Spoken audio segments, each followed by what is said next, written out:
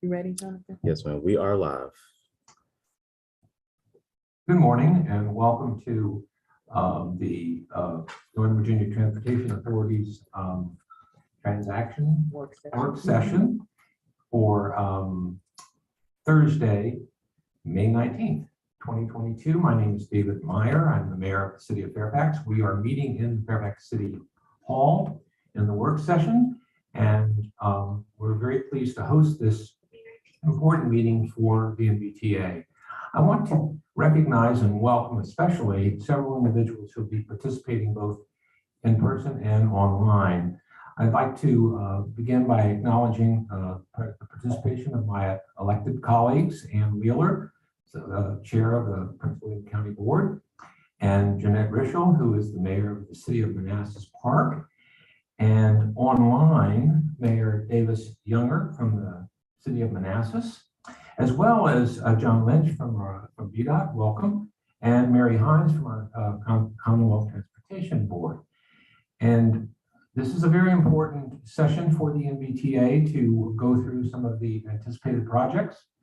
And if I could just take a point of personal privilege, I arrived home from Europe last night, and I was there for 12 days and on a study tour to look at transportation alternatives as well as green building design and stormwater management. And I saw a number of very innovative projects regarding transportation. And I want to say that the NVTA has been pursuing a number of initiatives over the years to strengthen the multimodal approach of our region.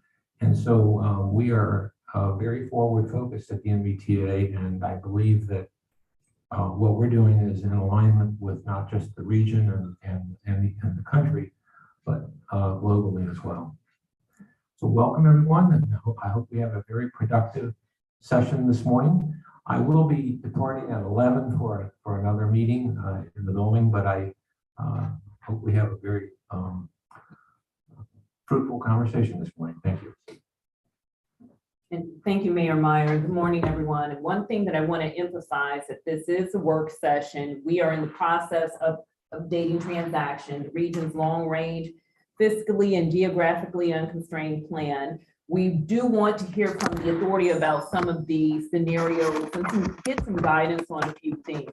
But the key points regarding TransAction, we update it every 5 years. And 5 years may or may not, depending on your perspective, appear to be a long time, but we as staff, we actually start about 2 years prior to the adoption. We anticipate asking the authority to take action on this transaction update in December of this year. So this is a year where we're not only updating the 6-year program, which we anticipate asking the authority to adopt in July. And if you haven't done so already, please get your public comment in on the 6-year program by 11:59 p.m. on May the 22nd. But we're also doing the transaction update this year as well. So this is an odd year for us, having these 2 major milestones in 1 year. This work session this morning is really designed to hear back from the authority before we really go to our committees on some of the scenarios. We want to hear back from the authority because you as the authority members, you are responsible for the implementation of transaction via the long-range, via the 6-year program or other funding initiatives. So having said that, we do have Keith Jasper here, who's our principal for planning and programming. We have Mr. Tom Harrington in the back, who is the lead consultant from Cambridge Systematics, who is working with us to implement the transaction, or I should say, update the transaction plan. So without further ado, I will turn it over to Mr. Jasper. Thanks so much, Monica, and good morning, everybody. Thanks very much to the City of Fairfax for hosting us this morning. Jonathan, could you put the presentation up? Yes, sir. We don't have handouts for you this morning, but we're going to use the presentation that was emailed to you yesterday. While I go to the next slide, we're going to break up the session into 2 halves divided by lunch. and we would like to cover some ground that involves a lot of information. I want to kind of pass this on to you in a high level way to help stimulate some discussion around providing us with some guidance as we move towards the reporting out stage and the public comment stage of transaction. We'll quickly go over the purpose and the process for transaction first, and then we'll have a first exercise for up to 60 minutes related to the project list that is in transaction. And then that will be followed by a break. And then this afternoon, we'll talk a little bit more about the transportation conditions that we're looking at addressing through the long range plan in 2045. Jonathan, you go to the next slide. And then we'll have another couple of guidance exercises related to that information when we get to the end of that presentation. Next slide, please. Actually, you can skip that one because Monica's already done it. You can skip to the next one. That's great.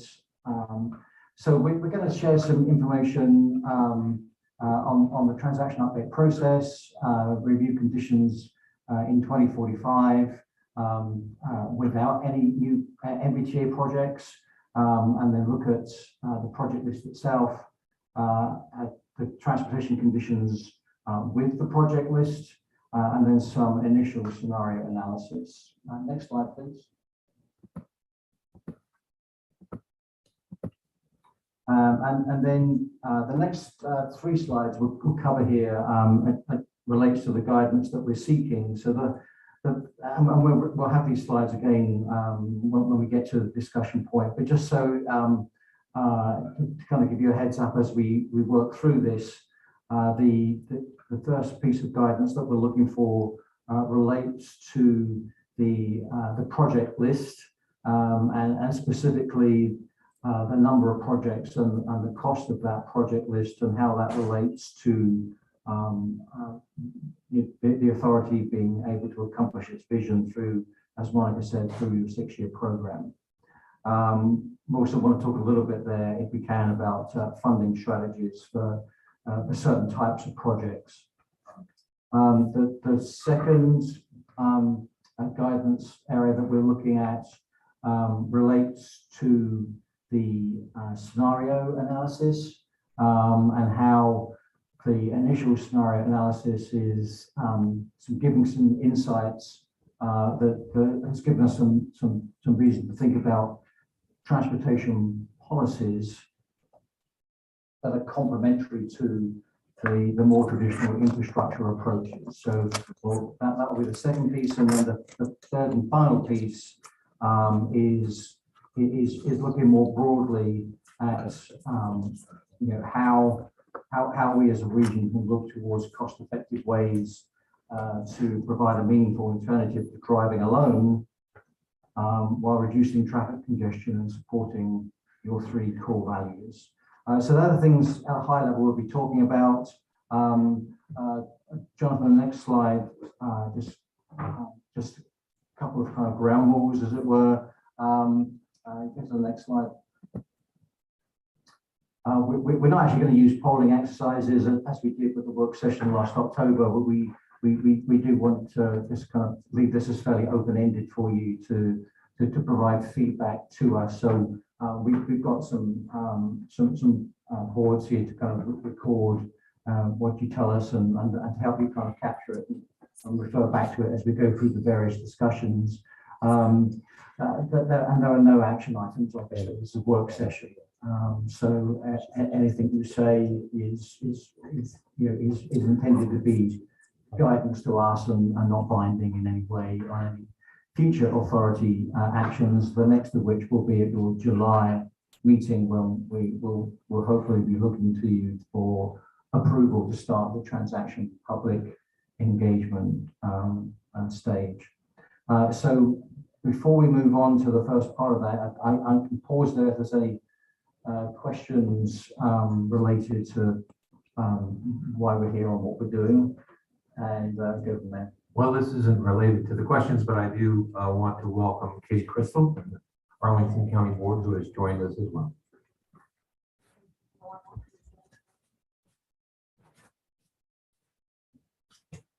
And if there are no questions on that, that's good. We'll just move straight on in. So Jonathan, if you could go to slide 13. And slide 13 is really just a refresher for you as to the vision, the transaction, and your 6-year program are attempting to accomplish.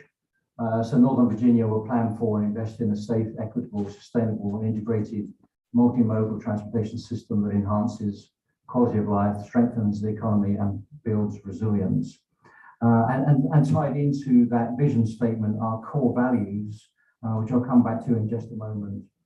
So go to the next slide. I'm sure you've seen this before, goals and core values. Just to restate, goals are what we want to achieve, so enhance mobility, increase accessibility, and improve resiliency. And the core values speak to how we want to achieve those goals, so equitably, sustainably, and safely. So that's kind of the difference between goals and core values, but they're all embodied into that vision statement. Next slide, please, Jonathan.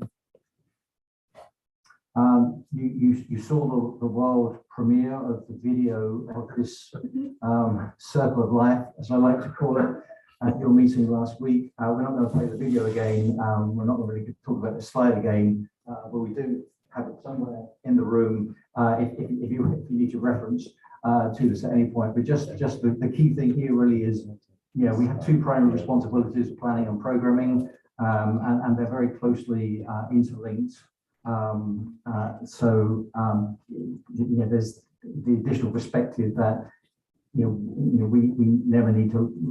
must never lose sight of the fact that the 2 taken together, transaction and the 6-year program, are very, very closely related in getting you to accomplish the vision that you've set out. Next slide, please. Dealing with uncertainty, transportation planning has always had to deal with uncertainty, but as a transportation planner, I can't remember a time in my career when uncertainty has been greater than it is certainly with this iteration of transaction. And so we've taken steps to address uncertainty within transaction. We cannot be certain that even what we would call our standard forecasts are going to be correct, let alone what reality will actually look like.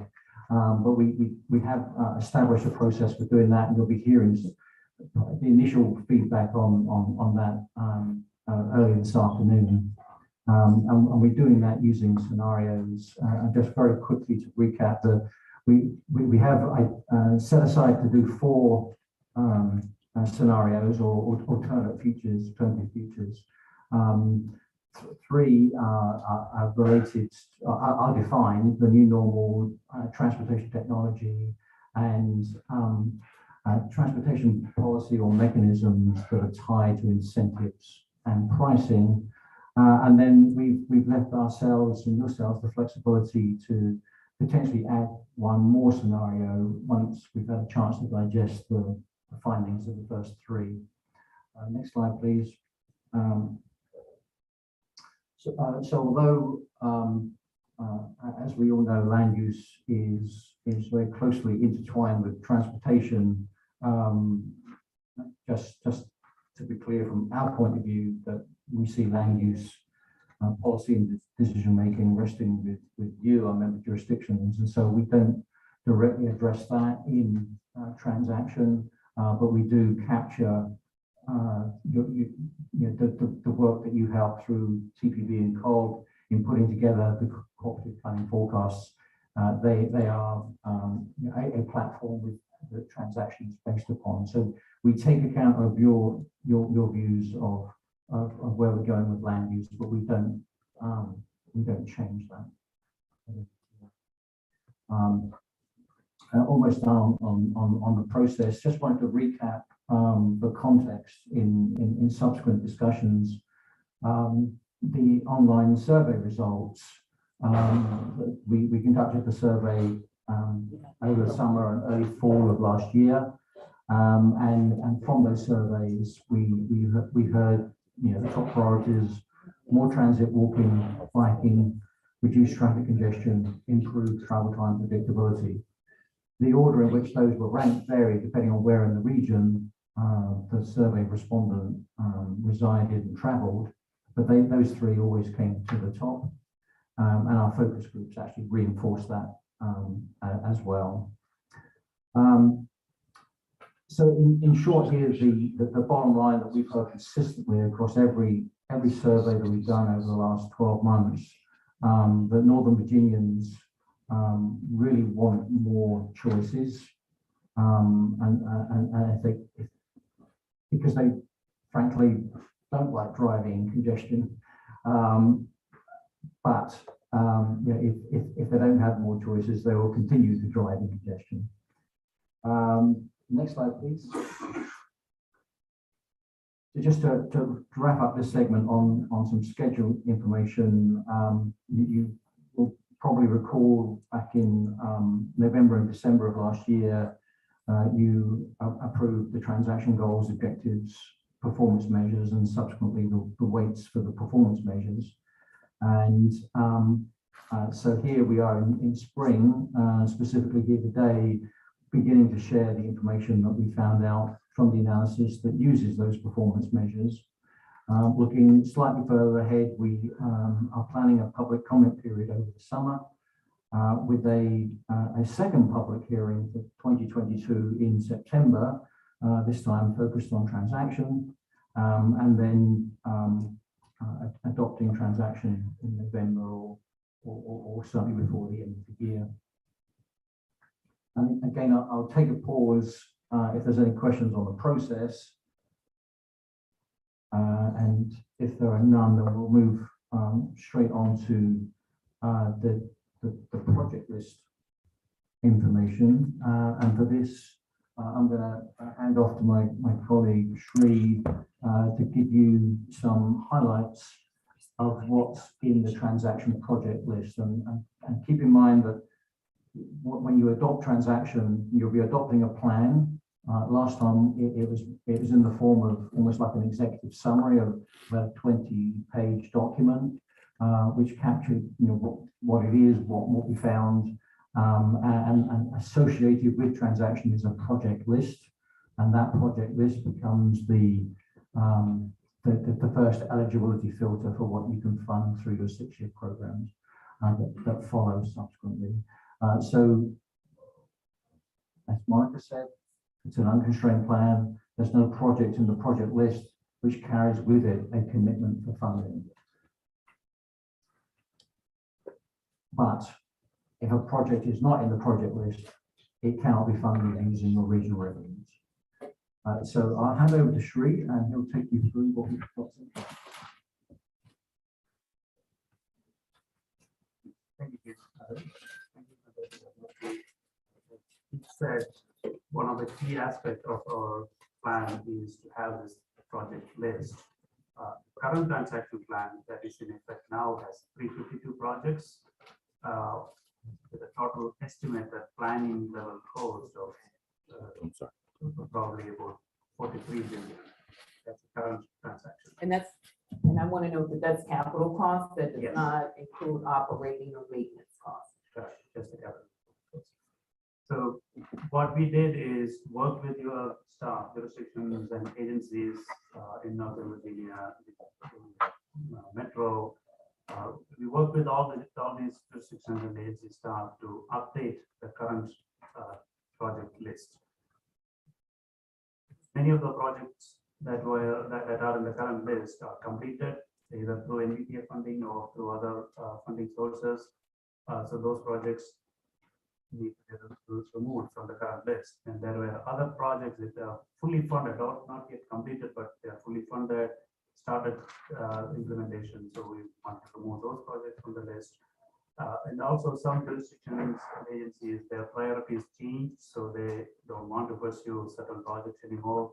So we worked with the staff to remove those kind of projects from the list. And then second step was some project definitions, the project descriptions changed, scope changed over the last 5 years. So we made those adjustments. And then there were several other projects that these jurisdictions and agencies wanted to pursue in the future. So new projects were added to the list. That's a process we follow. These are what we call the bottom-up projects, where we work with all the jurisdictions and agencies to come up with a list. So currently, we have, with all those changes, we have about 380 projects, the bottom-up projects. But then we as a team, and we get staff and the consultant team and the jurisdiction staff, we work together to see that what other projects do we need that crosses the jurisdiction boundaries or other major improvements needed to meet all the needs that we identified. So it's not specifically coming from a jurisdiction or an agency, but as a region, we need to do other projects too. So we identified close to 50 projects. That's what we call the top-down projects. So net effect is about increase of about 77 projects. So we have about 430 projects in the list now, with a total estimated planning level cost of 71 billion. This is where Monica and Ikeda, they mentioned it's fiscally unconstrained, but we need to understand how much of that can be funded and implemented. Now, as part of the top-down project list, I want to mention a separate effort we did. We established, under Monica's guidance, we established the BRT planning working group around this time last year. That included, again, all the jurisdictions, agencies across the region, including district DOT, Montgomery County, and Prince George's County. Obviously, we need to cross the river. Northern Virginia people need to cross the river, others come to our region. So we cannot just draw a line around Northern Virginia and say that's all we are concerned about. So we invited them also to that group. We had 4 meetings so far, and these meetings discussed various projects, plans each jurisdiction's agencies have. We came up with several projects that we identified through that process that were all included into that top-down project. So we will come to that a little bit later. So this is where we are with the project list now. Now in the slide, you can see to the right side, we mentioned about 26 projects that include elements outside of NOAA. As I mentioned, we work with several jurisdictions and agencies that are outside Northern Virginia too, especially transit surveys and some major infrastructure improvements like river crossings and things like that. Those project costs approximately comes to 30 billion of that 70 billion. 30 billion comes from those projects. So why we are at it? Territorial costs, is that just the project were approved, it's total? It's a total cost. That's exactly what I was going to say next is I'm sorry. that 30 billion, it's not, NVIDIA cannot fund many of that. It's outside Northern Virginia. So we need collaboration from our neighbors to get that, to meet that cost. So the district, Maryland, everyone will have to chip in to get to that cost. Well, go ahead. Real quick question, just to be clear though, that the 29 billion is part of the 71, Yes. not additional. Right. Okay. And that's an important fact to note because again, under HB 2313, we can only fund what's in Northern Virginia. However, there are projects in Maryland and the District of Columbia that affect and impact commuters in Northern Virginia. We do account for that in this long range plan because it is fiscally and geographically unconstrained, but we cannot pay for it when it gets to the funding of the 6-year program. We can only pay for our share if these projects were to advance. So I asked, we submit projects for inclusion in transaction. Who's submitting projects outside the scope of Northern Virginia? So some of these projects I would call heritage projects before I turn it over to Sri. They've been rolling over from previous transactions because we see the need, but they haven't been picked up as far as implementation. So that's why we have the bottom up, which is a project submitted from the localities and agencies. Then the top down are the projects that we see the need for. Their or projects that were in previous transactions. No locality or agency has necessarily submitted them because it's difficult for your staff to submit these projects that are not in your own localities. But that's why we refer to them as the top-down projects, because they do fill a need. We have identified the need, but there is not the funding. And the other thing I would say, it would require bringing in the district and or Maryland to try to advance projects of that nature when we get to funding. Again, these projects, where did it come from? It came from discussion among all these groups. And please note that this plan, we are not talking about funding. We are trying to understand what are the needs of the region and what projects can meet those needs. So it's not about whether we can fund it or not, or who is going to apply for funding, things like that. We are looking at what is the need and what needs to be done to meet those needs. So these projects are needed for the region. I have a question. Is there going back to that slide with the numbers, is there a difference between the extraterritorial projects and the projects that are on the left in terms of categories of modalities? In other words, do you see a disproportionate number of projects that are of different modalities in the extraterritorial versus what we are talking about? I would say yes. Next slide will get to that a little bit, but yes, most of those projects on the right side, we are extraterritorial, we are talking about are related to transit. Right. That's a bit of a rhetorical question. Again, this slide, again, you can see a little bit more details on where these projects are coming from. To Chavida's question earlier, we are showing the number of projects in maroon color there and cost of those projects in blue color. So you can see some of the large number of projects and the costly projects. Some of them are coming from the larger jurisdictions, basically Fairfax County, Loudoun, and Prince William counties. Towards the right end, you can see some large bars there, tall bars there. That particular one, you can see the Wamata one. The number of projects, the maroon colored bar is very short, but the cost of that, the blue bar, is really tall. Similarly, some of the other top-down projects and multi-agency, where multiple agencies need to come together to do projects like VRE and TRPT or BPRA, they have to work together to get some of their projects done. So those projects, there are a good number of projects and their costs are really high too. Just to get a little bit more detail on Mayor's question earlier, Wamata, you can see the number of projects are probably about 10, but the cost is up to close to 25 billion. Can I just raise a point? I have to admit that I'm struggling a little bit with this focus on the costs in an unconstrained plan, right? I mean, I think we need to be cognizant of resources, but even just presenting it this way, it's really teeing up a way of looking at transaction that I don't think transaction is designed to serve, and to really create kind of a false sense about these projects' feasibility or their importance to the region. So, not to be too negative about the way you frame this, but I think going straight to here are the costs of these projects in a plan that's really not designed to think about costs. That's a little problematic. That's a fair point. The reason we're doing this is for information. Yeah. The last time we did transaction, we had a very lengthy document containing the 352 projects.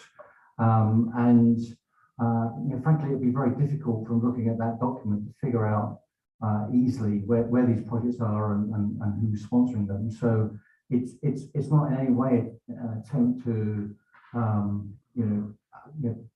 influence where the authority spends its money in the future. It's more a question of, rather than us giving you a number of 71.1 billion, and just leave you to form your own view as to where those projects are, what they are, how big they are, how small they are in some cases.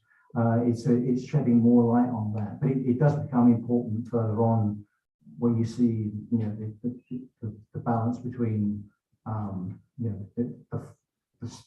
scope and scale of these projects Right. versus the scope and scale of your funding capacity. Yeah, And- no, I get that. I think, we can talk more about this as we go, but I think that also makes question like, what is the use case for the transaction plan outside of, transportation planners? And, to me as an elected official, is to try to get a sense of the interconnectedness of these projects, where they're going, how they might build on one another. And I like it or not, right, we're all pretty resource conscious, especially as elected officials. When you present things, not in terms of their interconnectivity or their interdependency or where the region is going, but rather, here is the cost. I can't help but sort of shake the frame of the conversation. And Chair Crystal, that's fair comment. I will say, we use actually, Transaction 2040 helped us get HB 2313 because we were being questioned, what are the needs? Yeah.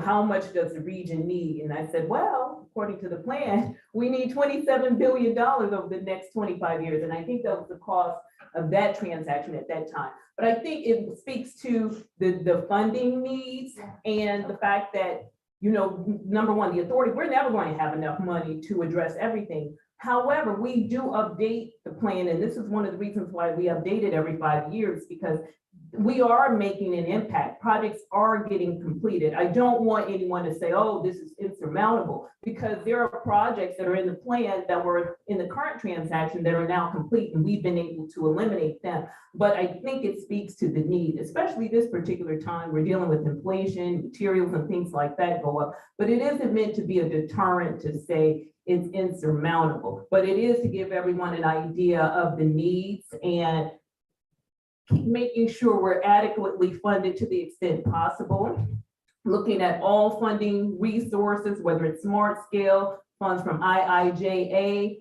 any funding source, and really trying to use that to continue to make an impact. And I would agree with that. When I look at that number, it says to me, it speaks to the seriousness of underfunding of transportation over decades. And if we can convey that to the public, I think there'll be a deeper understanding of what that 71 billion really means. Not to belabor the point, but I think Ms. Crystal raises a very good point. And I've always been hung up on the adjective fiscally as the way to describe the being unconstrained. Because there are a lot of other considerations that ought to be unconstrained as well. I mean, environmental, the list could go on. And particularly when you're talking about other modalities or the connection of different modalities towards congestion relief, et cetera, et cetera. And I don't want to belabor the point or make it too academic at this point right here. And I know we're going to get down to when we're talking about numbers, but there are other unrestrained considerations that we ought to not lose sight of.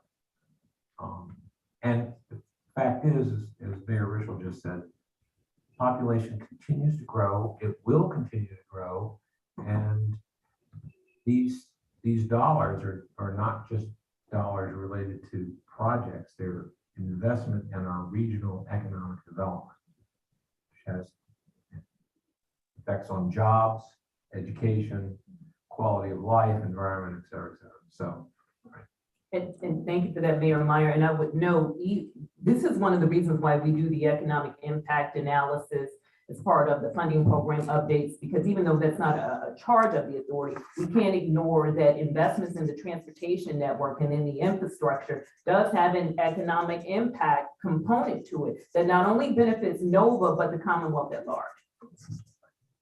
That's a powerful document, that economic development document. Ms. Hines has a question.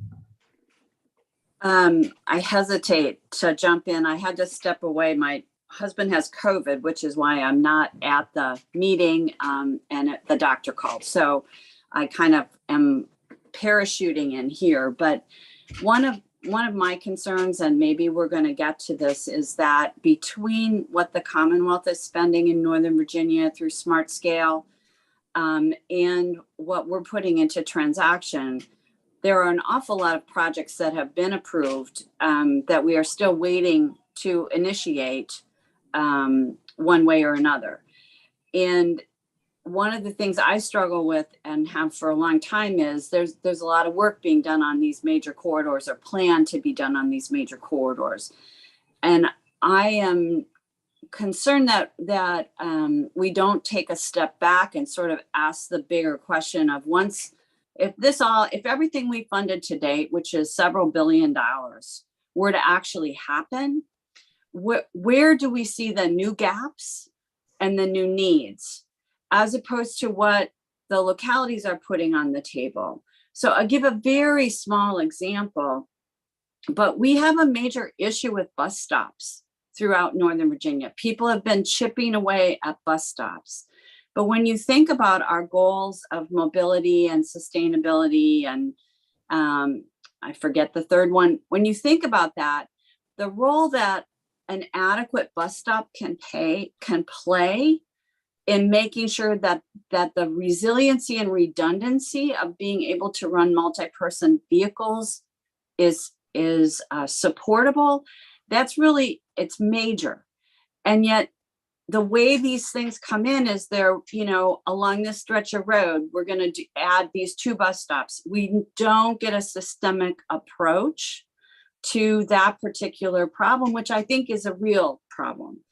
So I think there are other things like that, that stretch across jurisdictions and have to do with whether or not we are truly achieving the redundancy, accessibility, et cetera, that we would like in our long range plan, as opposed to what people are going to submit for particular projects. So, Monica, if I have misunderstood the analysis, I apologize, but that's what's on my mind today as we talk about this longer range plan.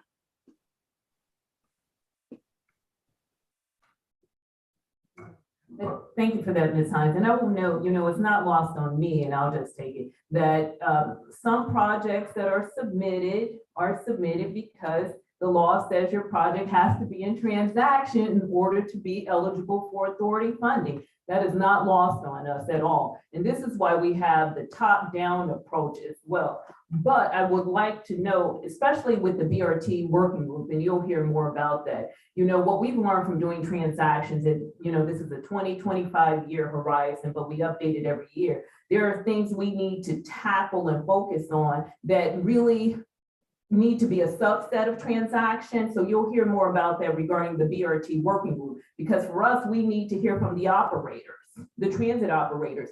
Where are the gaps? For the BRT, what we're looking at, we are funding right now 5 BRT systems. They're in various stages, but where are the gaps? So this is intended to be a needs-based document, but when we get to the level of bus stops, we are going to need the input and continue to work with our transit operators, because you're right, that does make an impact. But I will note, with the increase of population and employment, and this is why, the region, we're doing well. While we've completed one thing, the attractiveness of this area does make us prone for increases in population and employment. And there are projects that, maybe in the future coming down that we haven't even thought about today. So this is why we try to keep the document as fluid as possible as well. And this is where we get the top-down approach, because we want to make sure that this is need-based and not solely, hey, I'm trying to align my project, even though it could be, regionally project, trying to align it for funding. Thank you. Science, follow-up question. Could I ask just a quick follow-up question, Monica? So I understand project sponsors there have to be project sponsors. I do. And the bus stops are generally not funded by the transit agency, they're funded by the localities.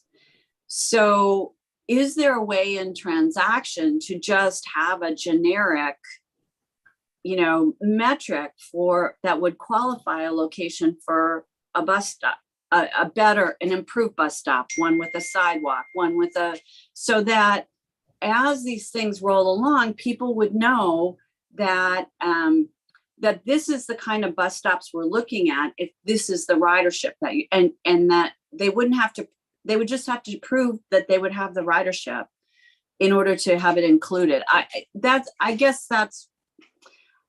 I think I understand what you're saying, Ms. Hines, and I think that's accounted for when you look at expanded bus service, new routes, expanded routes and things of that nature. Now, if we're talking about existing routes, I don't know if we really account for that, but it is accounted for expanded bus service.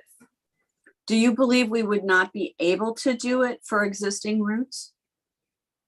I'll ask one of my planners that question. I think unfortunately the answer is going to be it depends. We have funded bus stop type improvements in the city of Falls Church. It does depend on what the project's impact on congestion reduction might be, how it performs against other measures that we look at. And frankly, in any given funding cycle, how much funding is available and what is each project competing against. And some projects in the past have benefited from that, and some have suffered from it.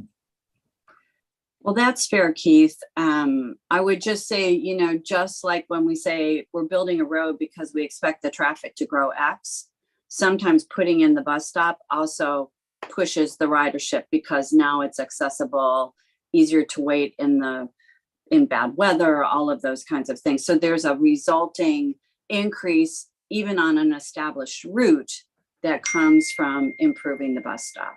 So I'll leave it there. I'm sure there are that's just my one example. I'm sure there are other examples of things where, from my perspective, I'd like to see MBTA take a principled approach that says, here's the metrics where we're going to say you should put bus stops in. Here are the metrics where we're going to say you need to complete this trail thing, because I would like to see us require, as a part of any of our projects, trail counters, for instance. Those are all policy kinds of things. I know they're not directly, it's like, what's a good project from our point of view? How does it help enhance our network, even as it meets other goals that the locality may have? So I'll be quiet now. Thank you. No, I mean, I will respond and then we'll move on. But I think the TransAction, this updates TransAction does include bus stop type improvements associated with transit improvements. So you made the comment about being holistic and looking at it from a system-wide perspective, and we totally agree with that. As a regional body, that's kind of the role we were created to fill, really, is to look at things on a regional scale. There's plenty of jurisdictions that cover it very well at the local scale, but how it works together at the regional scale is something we consider is our responsibility to do. So we will encourage that kind of holistic approach. But at the end of the day, I don't want to stray too far into 6-year program type stuff. But at the end of the day, if those projects are in TransAction and are not submitted to us for funding, there's nothing we can do. Okay, I'm going to hand back to Sri to finish off. Which we can go back to the presentation phase.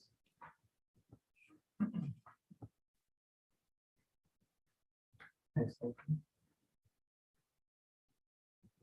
Yep. Okay. Again, a couple of slides, just slice and dice to see what kind of projects, what type of projects are there.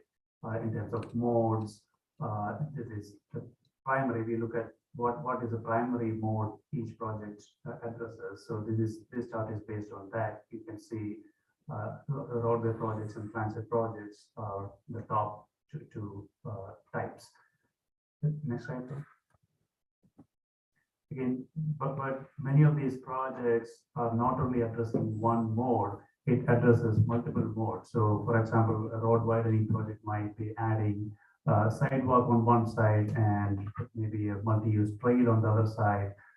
It might be adding technology to intersection improvements. So we look at what are the different types of modes each project addresses and try to see it that way. So different ways to look at what these projects are trying to address. Next slide, please. Again, going back to cost, I don't want to get too much into this. You can see most of the projects fall into the middle level there, maybe 10 million to 75 million cost, but there are some really high cost projects. I just wanted to point out a couple of projects there. The metro is studying a blue, orange, silver line improvement. I think currently the preferred or the top ranking alternative they are looking at is the realignment of blue line. This requires a second tunnel and a second station, a crosswind, more underground tunnels, underground pathways on the other side, on the district side. I think it will then turn around and come back to Northern Virginia via Wilson Bridge. So that project is at present, I think, as per Vermonter's cost estimates, it will come to about 20 billion.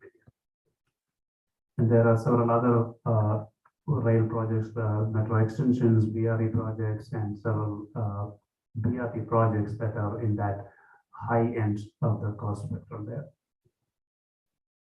Next slide, please. This again, comparing what you already seen, the inner circle there shows the number of projects and outer circle shows the cost of those projects. Again, just as I mentioned that some of the transit projects are really high cost. So the number might be low, but the cost might be high. Next slide, please. At this point, I will hand over to Keith to talk a little bit more about some of these projects and lead into the exercise. Thanks. Thanks, Sri. So I just want to touch on metro rail extensions. This comes up frequently. We know there's a lot of study activity going on at the state level on metro rail extensions, and metro rail extensions are a very important part of TransAction. Those projects are included in some shape or form, as are what we call core capacity enhancements, which are issues within the system itself that were identified, I think, probably maybe back about 5 years now by Metro, that really until the core capacity issues have been addressed, the opportunity to extend Metro Rail in Northern Virginia isn't really there in any near, medium, or long time frame. Now, that's not to say the core capacity enhancements themselves aren't really valuable and will bring benefit over and above allowing metro rail extensions, but we just want to be clear, and so we'll address this within TransAction, because we sometimes get, I guess, a certain amount of criticism that we don't fully embrace metro rail extensions, which is not the case. So all of the metro rail stuff is included in TransAction, be it core capacity or extensions. Shree's mentioned the current study that WMATA is doing, which we among your staff are actively supporting to look at enhancements to the blue, orange, silver lines, particularly addressing the Roslyn bottleneck situation. That's all in TransAction. But the bottom line for us is while it's appropriate to plan, because these things take a long time, which is why long-range transportation plans exist.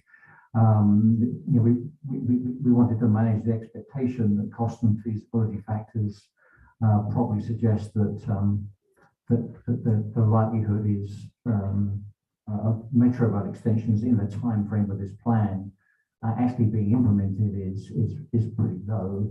Although hopefully the core capacity can be addressed in that time frame. Question, the metro extensions are whose jurisdiction for those projects? They can be a combination.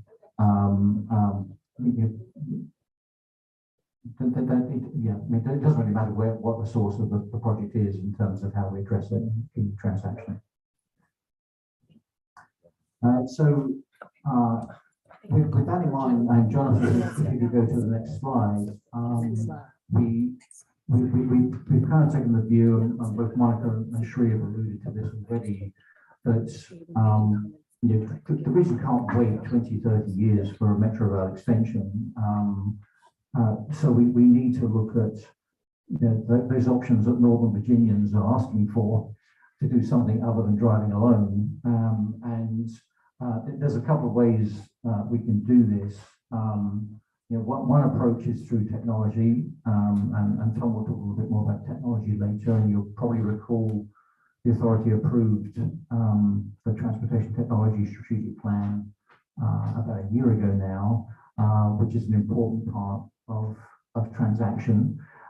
Looking at these things at a regional scale, like technology and like BRT, are things that we think are really important, and we've addressed these head-on in TransAction, and this very much forms a part of a top-down approach within TransAction. So when it comes to regional BRT, as has been mentioned, we did create this working group, bringing together all those who are doing it right now, and all those who are thinking that it would actually work well to address the local needs. And that group has been very instrumental in guiding our thinking on how to take that system-wide look that Ms. Hine mentioned a short while ago. So it's not to say that any of the current BRT planning that's ongoing needs to change. In fact, we hope it will keep on going. The authority has got quite a bit of money invested already in those 5 projects. And those 5 projects, Route 1, BRT in Fairfax,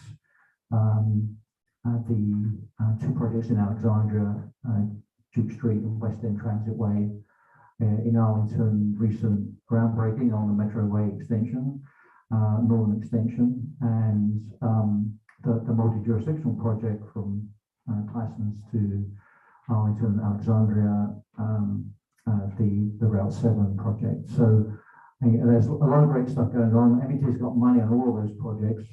And what we're looking here really is linking the other jurisdictions, equity emphasis areas. I apologize, the slide says economic emphasis areas, it should say equity emphasis areas, and connecting Northern Virginia across the river as well, because a lot of people across the river work in Northern Virginia, and some do the opposite. So this is something we felt would be really important. And now we get to the holistic bit. It isn't just a question about where the lines are, where is A and where is B, and what the service level is. It's about mobility hubs, which is really where people can change between modes. First and last mile connections, which, if they exist and they're meaningful and practical, will in some cases persuade people not to drive. Bus priority measures, be they physical measures or technology related. Maintenance and storage facilities. We can't expand the bus network without buying more buses. MBTA has got a long track record of purchasing buses, including electric buses. So these are all things that need to be looked at as well. And bus stop stations, whatever you want to call them, are certainly part of a BRT network. And I think that's the scale really where MBTA should be playing for the region, to provide that meaningful alternative to driving alone, and it will happen on a much shorter time frame the Metro Rail core capacity and extensions can do. They should still happen, but we as staff don't believe the region can wait 30, 40 years for those things to happen. And just around this off, a regional BRT system would undoubtedly support all three of your core values, equity, sustainability, and safety. So this is all part of TransAction now. And be happy to talk more about that in detail now or at a later stage. Mrs. Hines is raised here. And before we do that, I would like to acknowledge that Mr. Cole has joined us. Thank you, Mr. Cole. I didn't mean to call you out, but for those watching. Well, Keith, I would just say this is pretty exciting that we're thinking of this all as a network and we're articulating it that way. I would also say it's really just it's only in one part of the region for all intents and purposes. It's south of 395, right? That's kind of where it all is. So. Oh, and board member Crystal, I was asked to ask you to speak into the mic. Oh, I was just saying, Envision Route 7, I'm about to maybe embarrass myself on my geography, but Envision Route 7 is not south of 395, I don't think. Well, anyway, yeah, you're right. The Envision Route 7 goes out to Tyson's. Right. So I apologize, but I was thinking of Route 1 and I was thinking of Alexandria and I was thinking even of Metroway, Katie. So, and 7 is in that. If 7 runs all the way into Alexandria, then a good chunk of it is south of 395. And really my comment just is, if we were really thinking about what it would look like if you could really do BRT, wouldn't TransAction be the place to sort of look at the whole thing and say, and these are some other routes that would be good candidates for BRT? Exactly, and that's what the top-down projects in TransAction are doing, actually together with some bottom-up projects. So we're looking at an extension of the Route 1 BRT project in Fairfax down to Prince William County. We're looking at BRT extension on Route 7 from Tyson's out to at least Eastern Loudon. There's a huge amount of interest in the southwestern part of the region in a BRT in the Route 28 corridor. I won't say on 28, but in the Route 28 corridor from Manassas to Centerville to Dulles, the Dulles corridor, and potentially further into Loudoun County as well. And then the 29, 50, 66 corridor, but looking more, not so much of the people going long distance through there, but people maybe making shorter distance trips through there. That's another corridor right through like the east-west part of the region. So yeah, no, you're absolutely right. The 5 routes I mentioned are the ones that are currently being developed. But that's just the beginning in our perspective. And it isn't even just 8 or 10 lines. It's the integration of 8 or 10 lines. To make it a system that people would hopefully, as happens elsewhere, think about, a BRT system as almost like a rail system in terms of it being a network where you can, oftentimes make a 1-seat ride. But if you have to do a 2-seat ride, then you make that connection as easy as possible through good interchange points, high frequencies, all-day service, integrated fares, great real-time information, and certainly not, being at a bus stop, which is not much more than a metal pole in a ditch at the side of the road, which I've seen to my horror in a few places around the region. So that's our vision of a regional BRT system.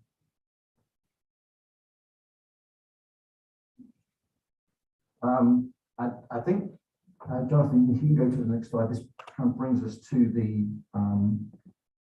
first kind of specific guidance we were looking for, although you've already given us a lot of great information along the way. I just want to come back to this not issue, but the information we shared earlier that there's a $70 billion plus project list in transaction, 439 projects, but for kind of reference and grounding, and as I said to the chair of the technical advisory committee last night, managing your expectations, the analysis you're going to see relates to what can be done with 70 billion and 439 projects. The reality is, with your first 12 years of revenue, you've allocated 2.5 billion to 106 projects, and undoubtedly that funding has been leveraged by other state, federal, local funds. So it's buying projects, that are much more expensive than 2.5 billion for sure, probably double that amount. But nonetheless, if you extrapolate that kind of summary, it's patently obvious that 70 billion, even with a lot of leveraging of external funding, is not really within reach. And if that's the case, is your vision for the region in reach? And whether or not it is, we just wanted to make you aware of that, to manage expectations going forwards. But if there's anything about the way we approach transaction is not a tool to prioritize your funding. That's the domain of the 6-year program. But nonetheless, we do analyses in transactions, such as the transaction project ratings, which are in slightly modified form used in your 6-year program decision-making process as well. So what we're really looking for here is any thoughts you have. Is there anything you'd like us to consider doing in transaction that would be helpful to future cycles of your 6-year program? Ideally data-driven, but we're doing great data-driven stuff already. It's a question of whether there's anything else we should be considering, and if not, that's fine too. But coming back to the conversations earlier about project costs, the way our process works, as you're very familiar, is MBTA does not tell jurisdictions and agencies what projects to submit to us for consideration. We evaluate the projects that are submitted to us. You each have your own process to decide which projects to submit. That's fine. We're not looking to change any of that.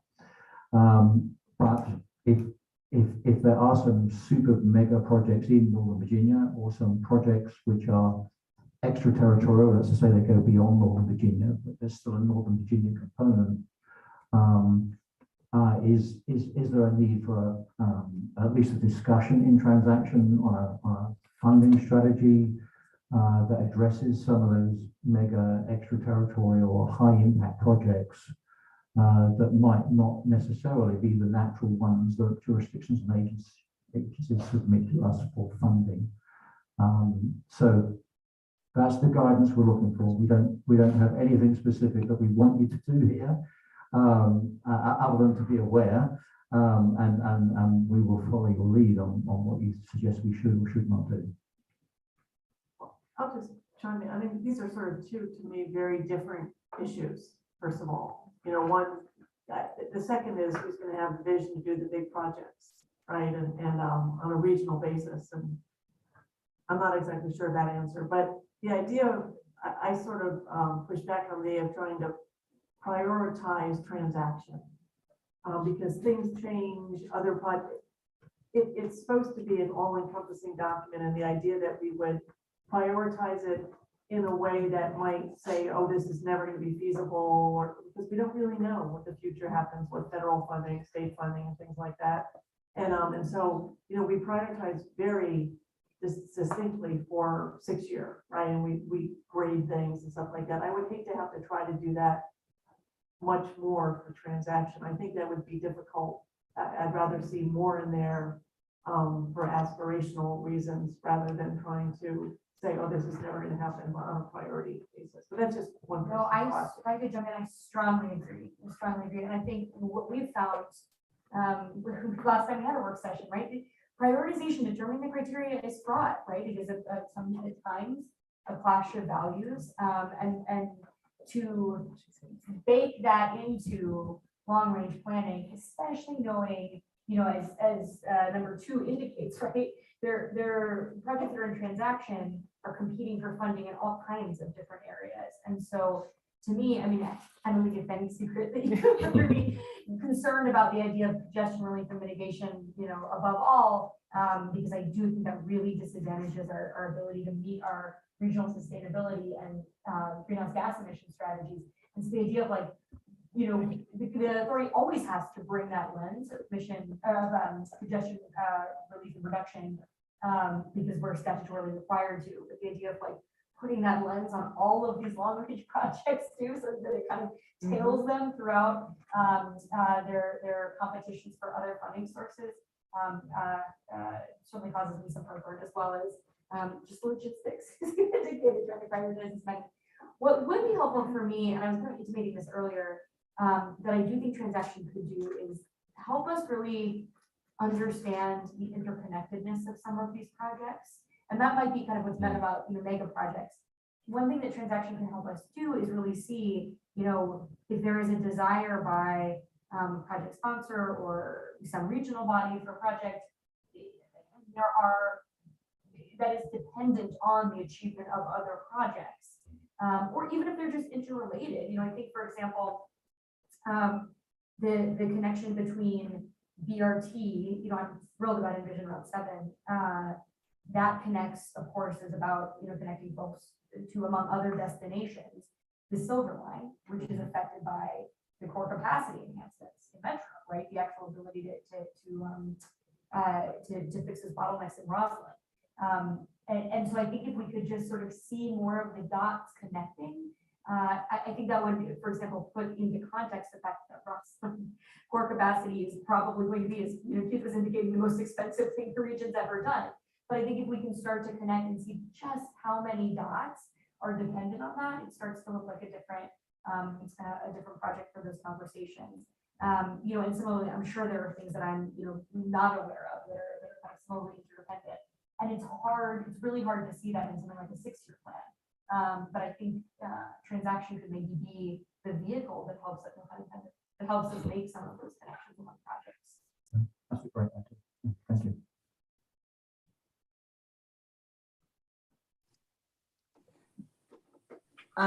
If I could offer a thought, for me, both of these questions are intertwined with those goals that we have of enhancing mobility, increasing accessibility, and improving resiliency. That the measure of the success of our plan is how much the projects that are in this whole compilation do that, and how they do it along different corridors.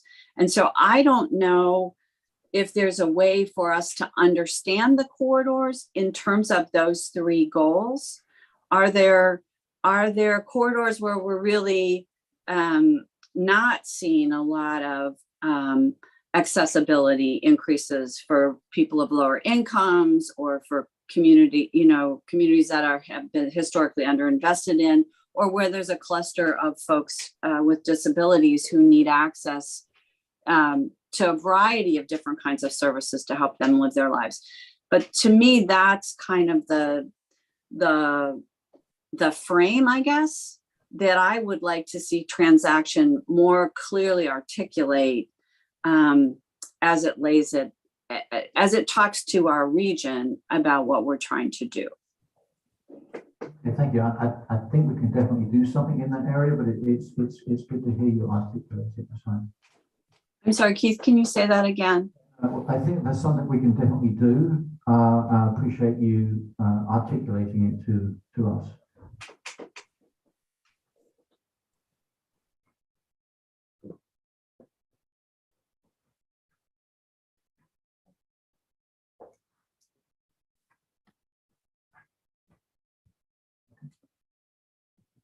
Okay, well, if there are no more comments, we can move to our 30-minute break. The food is here. Thank you.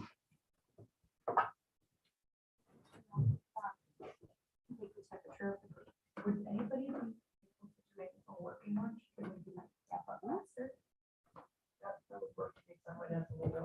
Yeah. That's fine. Yeah, working on. Yeah, they're here. So for those of you watching online, we're going to have a working lunch. We will try not to pan the camera on the members if their mouth is full. But we are just, so could give us 5 minutes for the members present in the room to get their lunch, and then we will continue. So there will not be a 30-minute break. Thank you.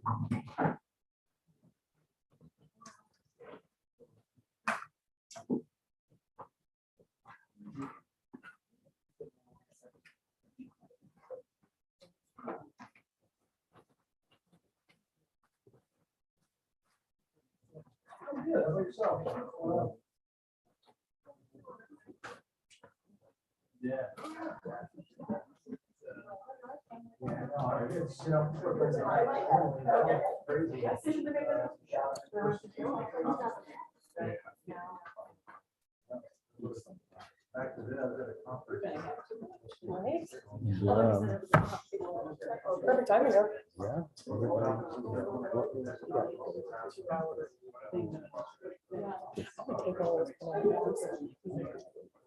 That's real helpful for me. Especially for, Travel for it.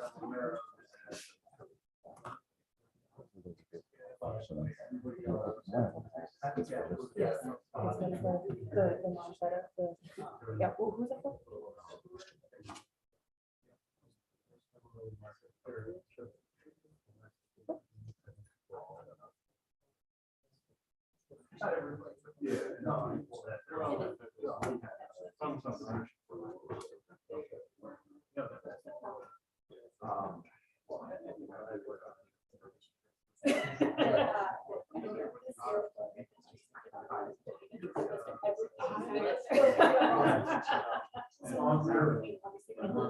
Where did they do that?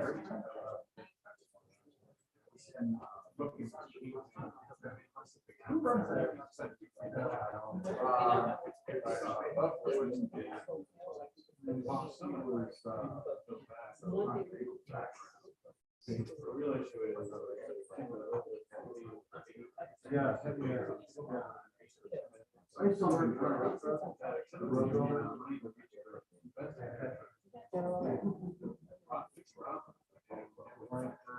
I know, basically, so you know. It's been a while, 2 years now. I was just actually someone got on the fifth seat.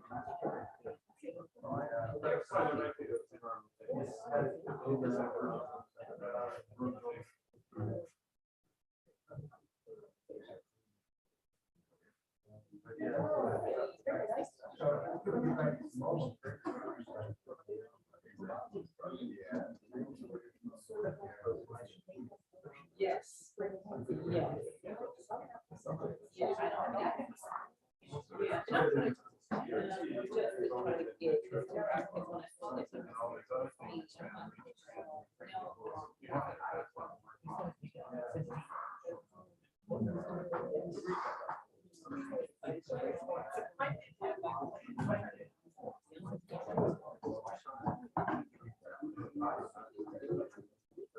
Yeah.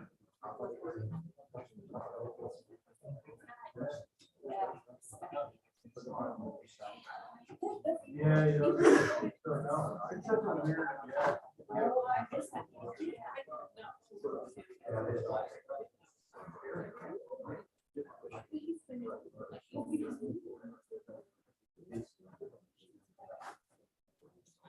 Yeah, yeah. It's just.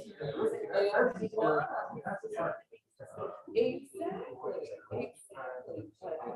Yeah, I was.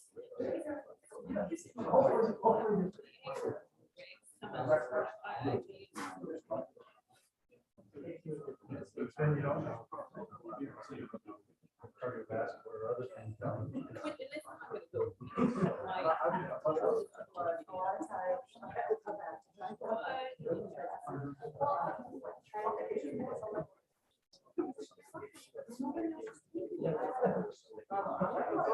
Yeah.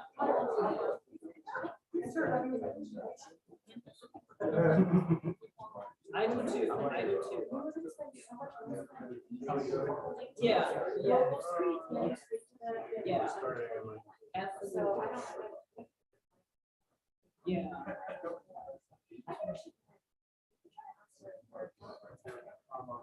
Yeah. That's true. No, I would say- Well, I'm gonna start.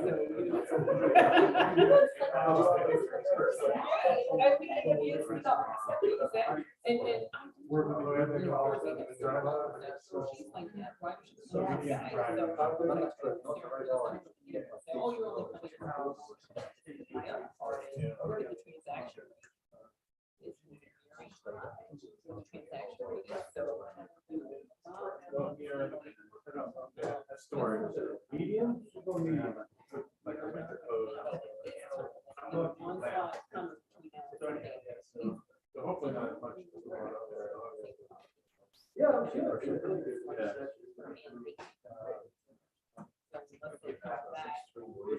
Yeah.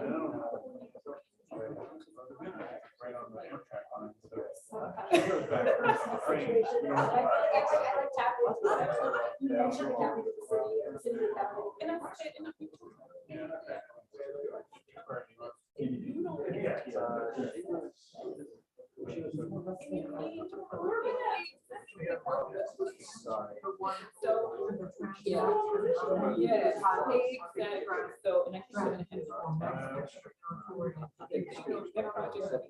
Yeah. Yeah. So, and I think we're gonna have so I'm not.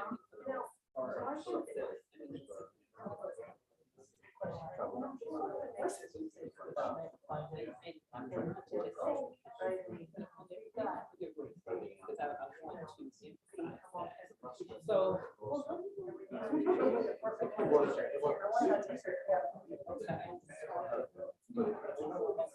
Yeah.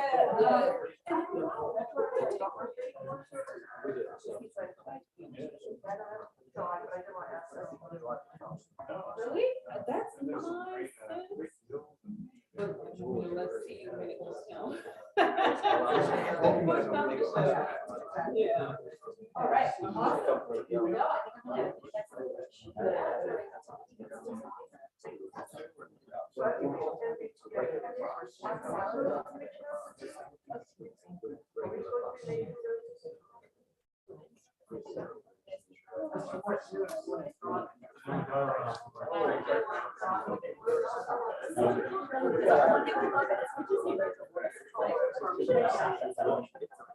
I love it. I think it was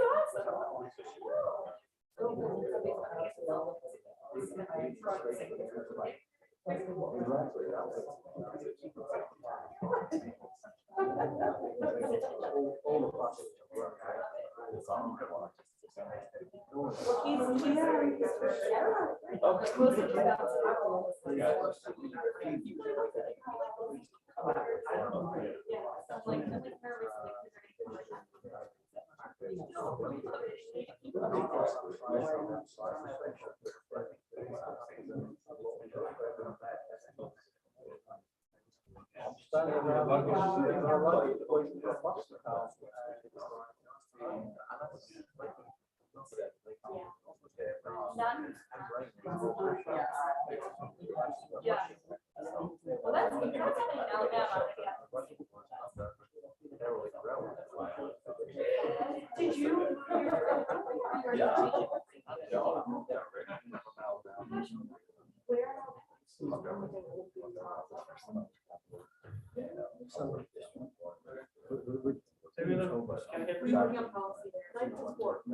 She has a plastic knife fork.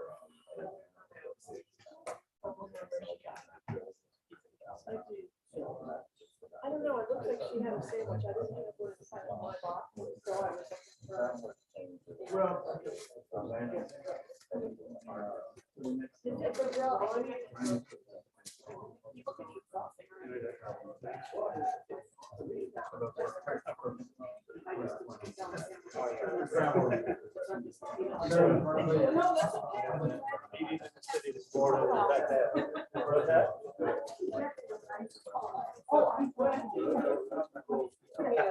Brought that on, yes.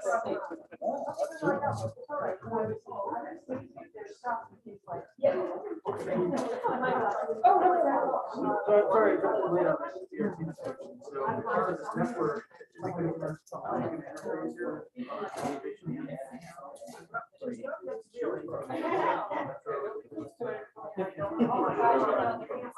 It's integrated. Okay, yeah, I'm sorry, I missed that part. Yeah, they were. Independent, yeah, it's not gonna be independent. And how are you guys defining that? Is it- I'm assuming it's not all exclusive, right? I was so close. Yeah. Oh, she said something else.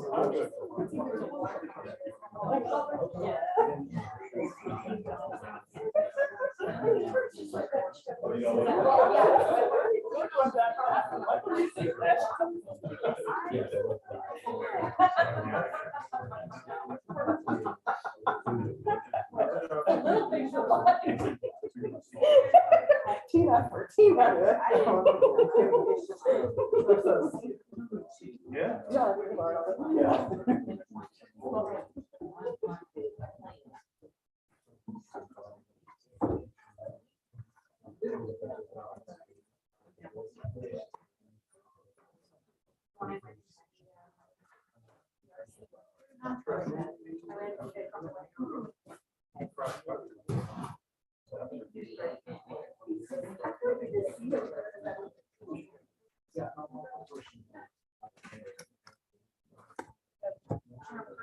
No, but I mean, I guess it's a conversation. We got our own, gender, our own. You know.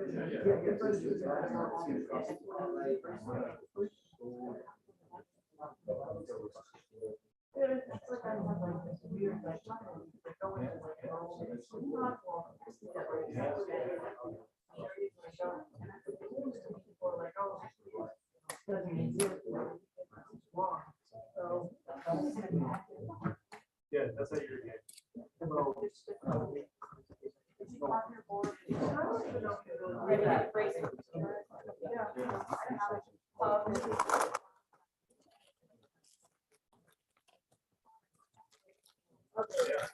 Yeah.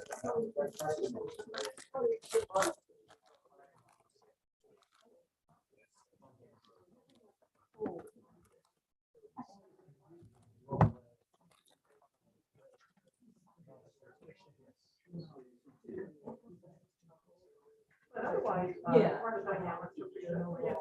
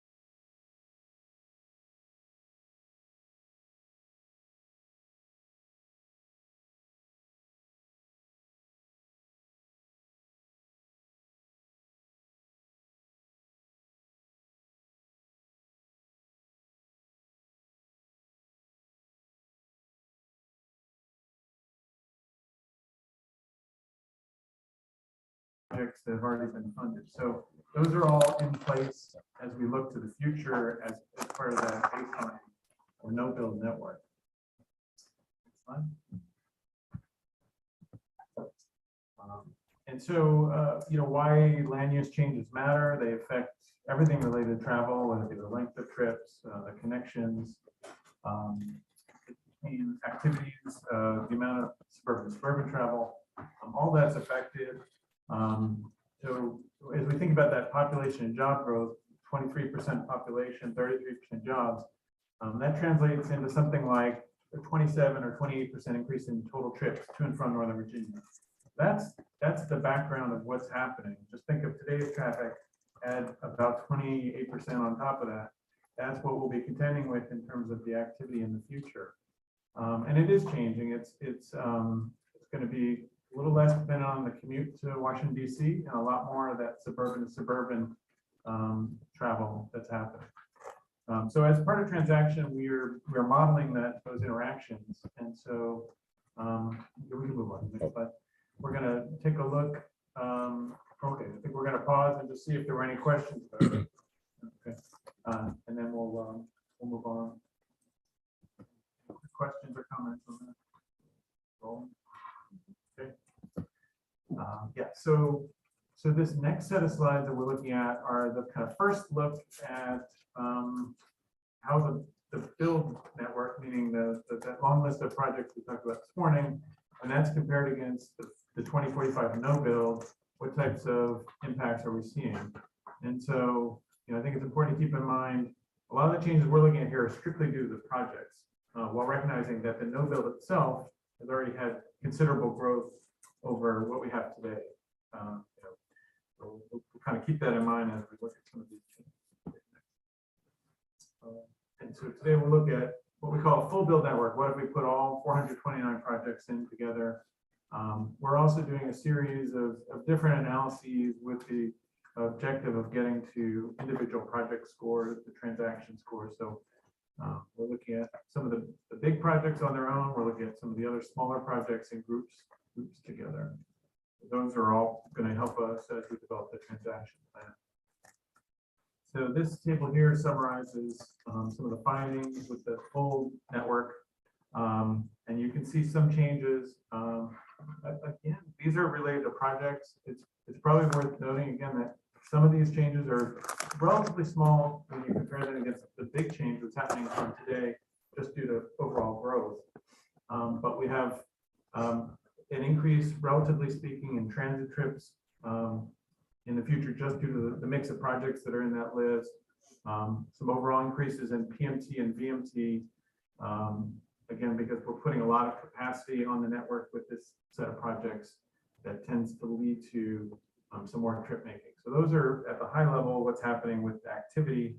When we look at some of our performance metrics, though, we do see improvements in measures such as the delay reduction. It's a 16% reduction in delay.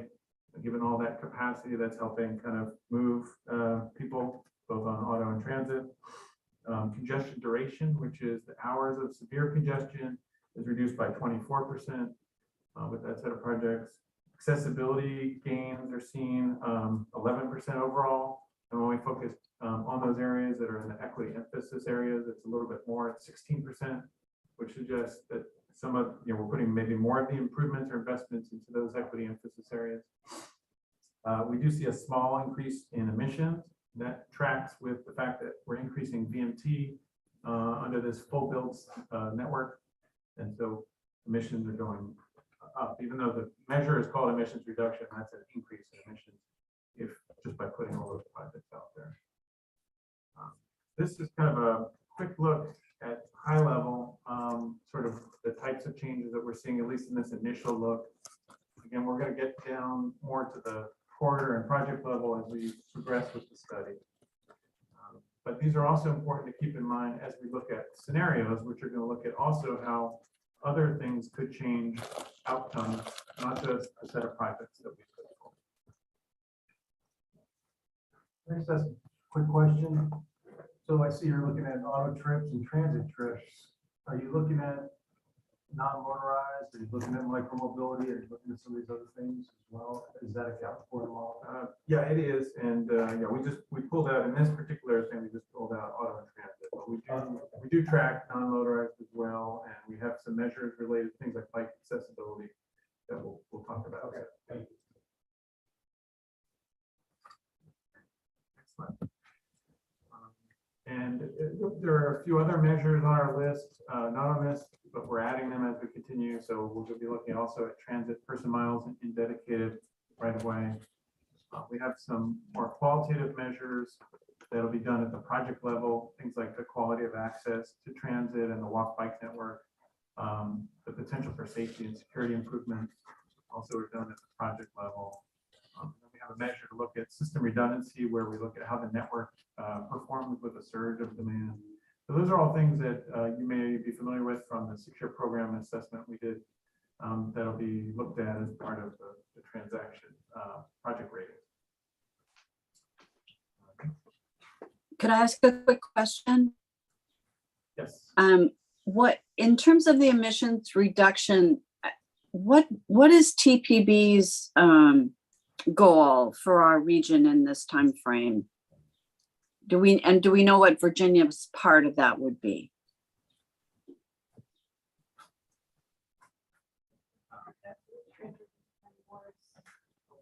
People for what? I think it was for Emissions. greenhouse gas. Yeah, they haven't. We're still working. We Yeah. had that discussion yesterday during a work session, so that's not decided. There are different scenarios for those goals and different ways to get it. Yeah. There was pragmatic something and then aggressive. Yeah, and what I would note, Ms. Hines, I believe the TPB is scheduled to take action on that next month at their June meeting. There were some goals that were discussed that really, some members did have concerns about whether they were achievable, and others said, the region should be a trailblazer in trying to achieve them. So we are following. I think the pragmatic was 29% reduction in greenhouse gases by 2030, which was greater than any other MPO in the entire country. And that was a pragmatic one, and the other ones were higher. And if I could note, Mr. Snyder has joined us remotely. Thanks. Greetings, everyone. So I know there's a brief discussion now on the TPB. For clarity's sake, there were really two categories of votes taken. The first one was straw votes. What are the goals? And there were three versions of that, A, B, and C.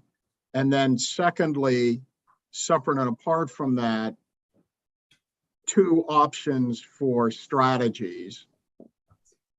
So it's important to understand that there were two areas of analysis and straw votes.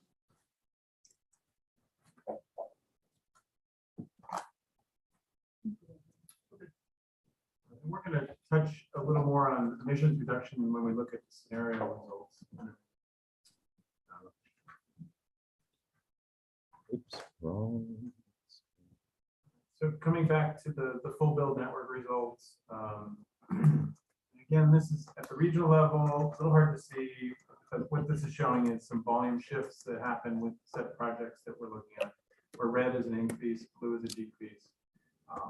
In cases where we've added new links or new roadways to the network, those would show up in red also. So it's not just an increase on existing roadway. So we do see some shifting increases in volume on those roadways where capacity has been increased.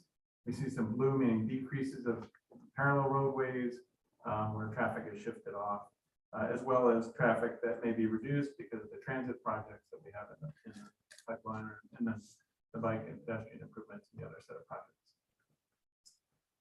And then with that change in volume, the next map shows the change in delay. So again, when we looked at the previous, total with the 16% delay reduction, this is showing kind of how that's dispersed around the region. Again, as the full set of projects certainly covers the entire region, and we do see changes in delay happening across the region. Next set of slides get at accessibility. Again, we have an accessibility measure that looks at the number of jobs that can be accessed by different modes, and we actually have different thresholds by mode. So by auto, it's within 45 minutes, as shown on the map here.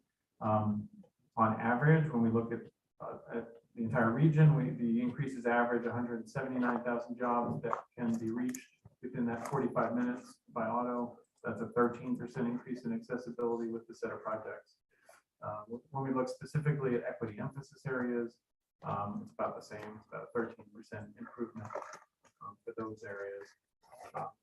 So that's taking, as we say here, auto access, meaning the auto drive times could include also the express lane network as well. You can see generally, Sorry. Next slide is looking at transit accessibility. Also, same idea, number of jobs accessible, but here we're using within 60 minutes, recognizing generally on average transit trip being a little longer to begin with. And here we do see gains again across the region, spread pretty evenly, but worth noting, maybe a little more focus as we talk about east of I-95 corridor, which is where we're focusing maybe more to the bigger transit projects that we're looking at in the pipeline, things like the Route 1 BRT, the BRT improvements in Alexandria, the Route 7 corridor improvement. So you can see that kind of dispersed around the region. It's about a 6% gain overall when we look at the average in terms of how many jobs can be reached. And the next one is bike accessibility. This is number of jobs that can be reached, and we're focusing here on the low stress bike network, so that's trails or more dedicated bike lanes. As you see in green, there's a pretty big expansion of those proposed in the pipeline. These are top-down projects to kind of connect some of those regional trails. And with those increases, we see a very large percentage increase. It's reaching about 37,000 jobs within 30 minutes by bike. So pretty significant change over what we have in the no build. Those accessibility gains do tend to be closer in areas inside the Beltway or just closer to the Beltway corridor, recognizing that within 30 minutes, you have access to more of the core job locations within the region. Let's stop there, I think, before we get into talking about scenarios, to see if there are any questions. I do have a quick question. If you go back to the transit map with the transit and jobs, and I was just sort of looking at Prince William County, the increase from 10,000 to 100,000 jobs with increases if the transit projects are going in.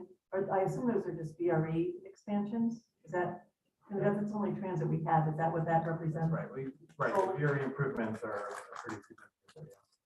And that's in examples.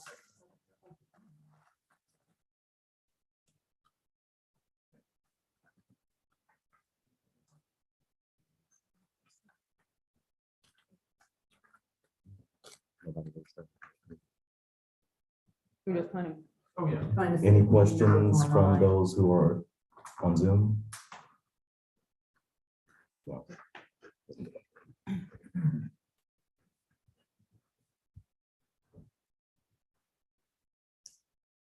All right.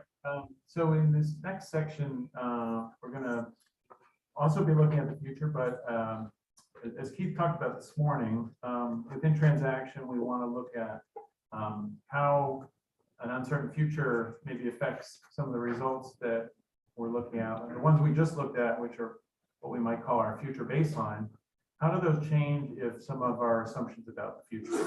So that's really what this next section is about. Next slide.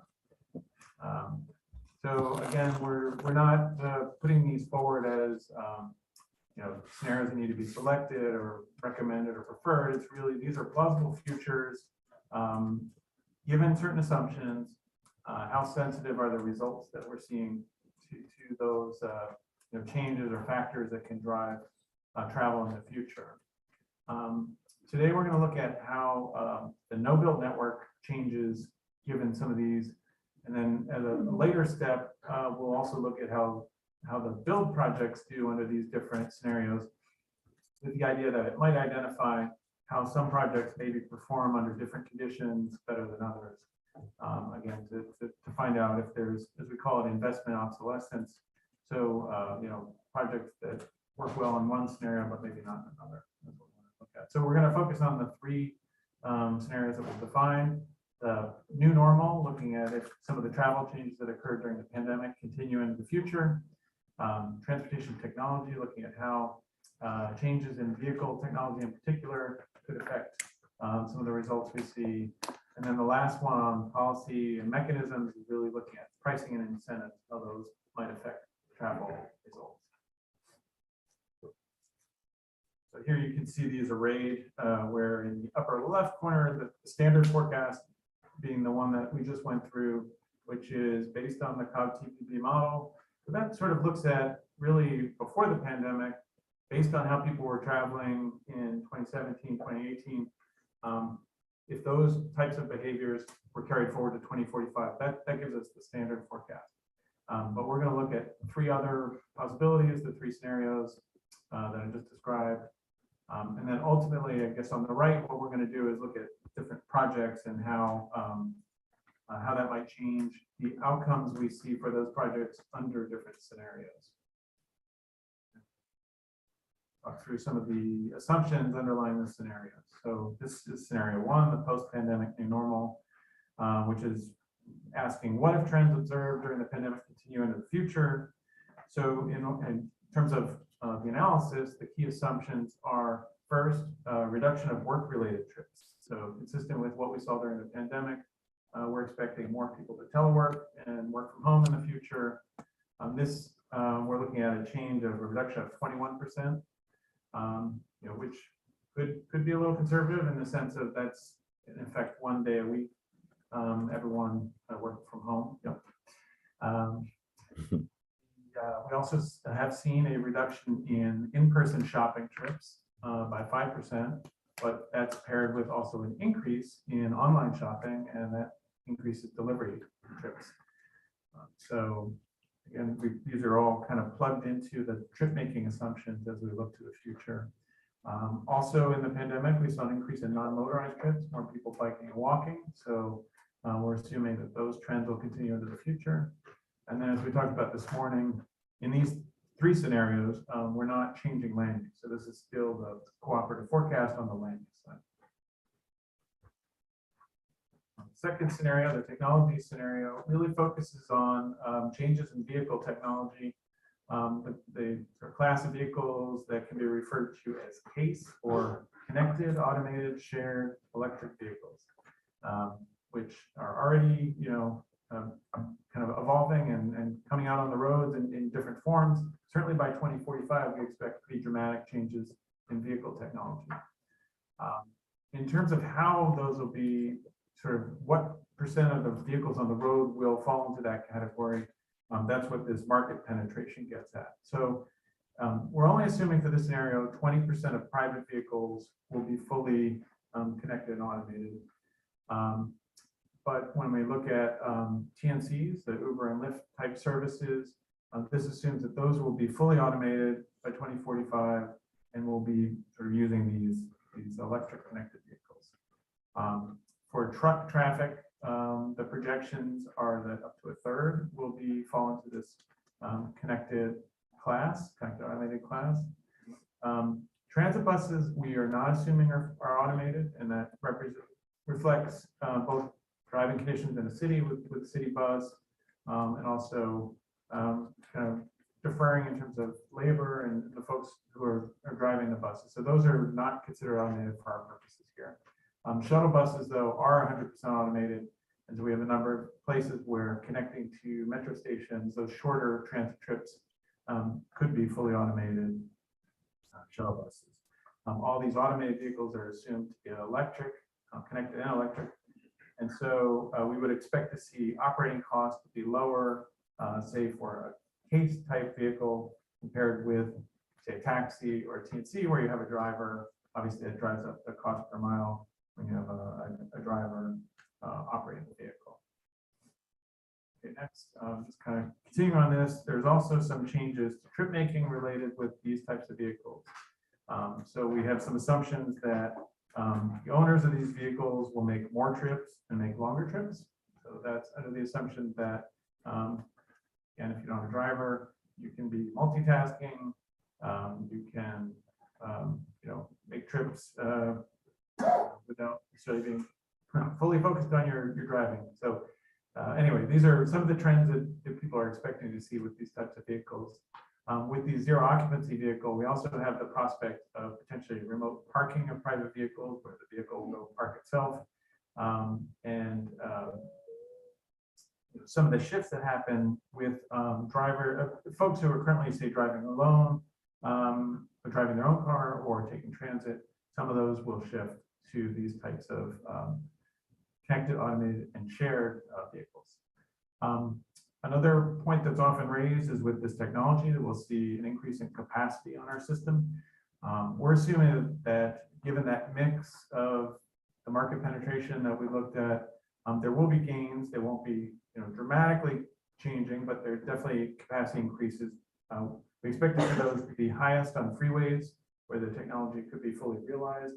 And we'd expect to see a higher use of those vehicles on freeways, and then a little bit lower on arterials. So 15% on freeways and 5% on arterials for the capacity improvements. Mentioned automated shuttles at rail stations. Again, no land use changes. The third scenario is the incentives and pricing scenario. So this assumes we're implementing pricing and incentive mechanisms to help manage travel demand across the region. It assumes VMT pricing so that there would be charges per mile for all vehicles on the road. We've also added the assumption that there'd be discounts for lower income households. So that assumes that there's an equity consideration in how VMT pricing is applied. Increases in parking costs around the region. Continuing on something we've seen in the pandemic, free transit. So more systems have moved to free transit.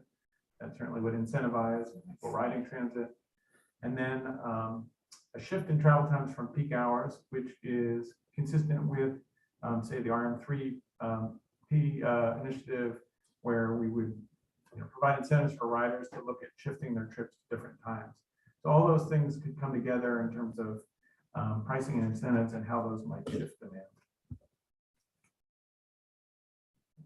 Looking at the results from these, again, this is the no-build network, so it does not include all the 429 projects. It's simply saying, with the network we expect to have in place, how do these assumptions change travel? And so you can see the total motorized trips, and motorized includes both auto and transit, going down by 4.5% under the new normal. Again, consistent with the idea that we have a drop in work trips on the system. Transit trips specifically go down a little bit more by 11%. That's also what we've seen in the pandemic, that because work trips are a higher percentage of transit, when we're decreasing work trips, that affects transit a little more than auto. 4% drop in VMT due to that reduction in trips, and a 14% reduction in person hours of delay. So just with those changes of people taking fewer trips and different types of trips, we would see some of those reductions in travel on the network. Under the technology scenario. Let's pause for a minute to see if there are any questions. Mayor Rischel. I can see where Mayor Rischel, I don't know if your mic is on. It's on, you just have to get a little closer, just a little closer. where 2 and 3 would be relatively straightforward to project. Regarding the post-pandemic new normal, how are you projecting that? Are these, am I correct in assuming that these numbers are projections? They're projections based on a set of assumptions that we laid out. So How far into the future? everything here is 2045. So Okay. and it's really how the 2045 no build would change with that set of assumptions. So it's, yeah, pivoting off of that. What did you look at to make these projections? I'm just curious, it seems like there's a high degree of uncertainty with that particular topic. Absolutely. Yeah. I mean, the assumptions that we walked through there for scenario one are based on some of the latest surveys about, there have been a series of surveys over the last 2 years that ask, what have you been doing during the pandemic? What do you expect to do after the pandemic? And so if anything, we actually think our assumptions here are probably a little conservative. The notion that work trips would be reduced by 21% could be a little low because for many jobs, we know people are looking at working from home 2 days a week, 3 days a week, maybe all 5 days a week. So this though would be the mix of, there are also other jobs that where working from home is not a possibility. So when you put that all together, that's where we ended up with the 21% reduction in work. Mr. Lynch? Well, I had the same question as Mayor Rochelle, I mean, in terms of the assumptions, but the other question in terms of the pricing incentives, is that something that could be enacted regionally, or would that have to be General Assembly action for Virginia? So I don't think we have the autonomy really to implement pricing strategies ourselves. I know that's something that the district has talked about. I know there was a pilot program pre-COVID, and I really don't know what happened to it. And besides, I don't want to put you on the spot, but at the time, I think it was the secretary, deputy secretary, and a few others had some transponders, and this was a multi-state initiative for charging for vehicle miles traveled, but I really never knew what happened to that because COVID hit. But I do think, Mr. Lynch, to answer your question, it would require some action. We can get confirmation of that, but I'm not sure, just as local governments or even as a regional authority, we have the autonomy to implement that. Monica, just relative to the question, I actually believe there was a statewide program. It wasn't just that the secretary and a few people had it. I think they were running it out of DMV. It was to look at, and I think they were using when you had to come in to get your admissions done as sort of points in time. I never heard the end of it either, so I don't know where it is. I can certainly send a question to find out if you'd like. I think that would be helpful because I know COVID kind of squashed some things. And I think at one point it was Delaware, Virginia, Pennsylvania. It was a multi-state initiative looking at VMT pricing, but we can get confirmation, Mr. Lynch.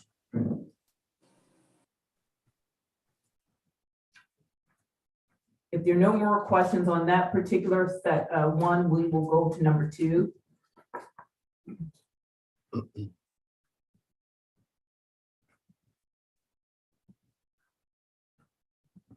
Next slide looks at results for the technology scenario. We see a drop in motorized person trips, and that's the shifting of travel that we talked about, that with these case vehicles, there's going to be some shifting from what we consider today SOV, single occupant vehicle, and as well as some shifting from transit to these shared use vehicles. So that's why you see both the drop overall in motorized trips and then even a slightly higher drop in transit trips as they're sort of competing with these shared vehicles. We see a drop in VMT that's consistent with the decrease in motorized trips and a pretty big decrease in person hours of delay.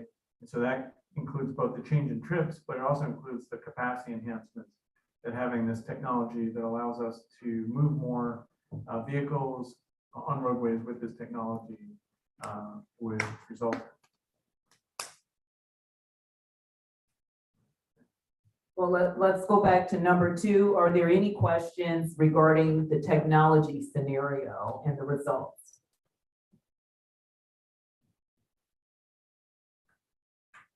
Okay, hearing none, let's go to number 3. We do have a slide at the end that'll wrap all these together so we can look at that as well.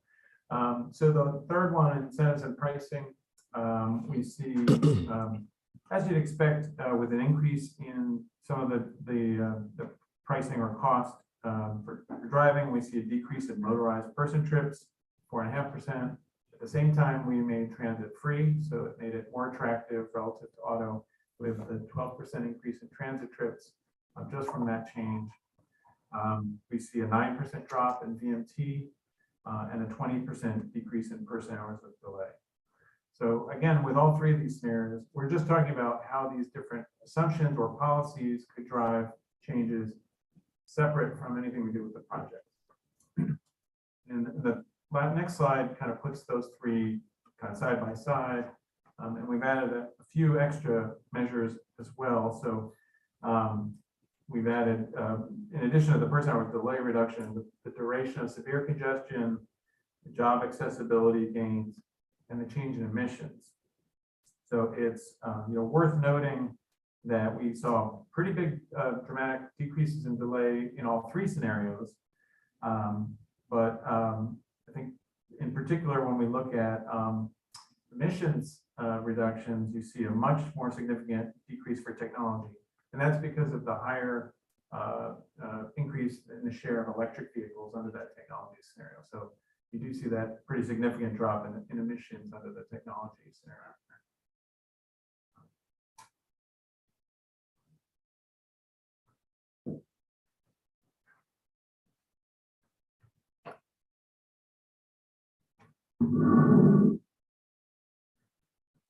So thanks, Tom. We've covered a lot of technical data there, and we'd kind of like to bring it back up to a high level again with these next couple of guidance topics we wanted to go over. So this first one here, it really is kind of picking up where Tom left off with the scenarios. A couple things I would say. The first two scenarios are external things that may happen to us over which we have very little control. The third one is slightly different in that it probably couldn't happen without there being some level, as Mr. Lynch alluded to, some level of government policy intervention to make that happen. It wouldn't naturally happen by itself, certainly not in a cohesive way. So that's something to keep in mind here. But these are all things that are different from what Tom referred to as our standard forecast of the future.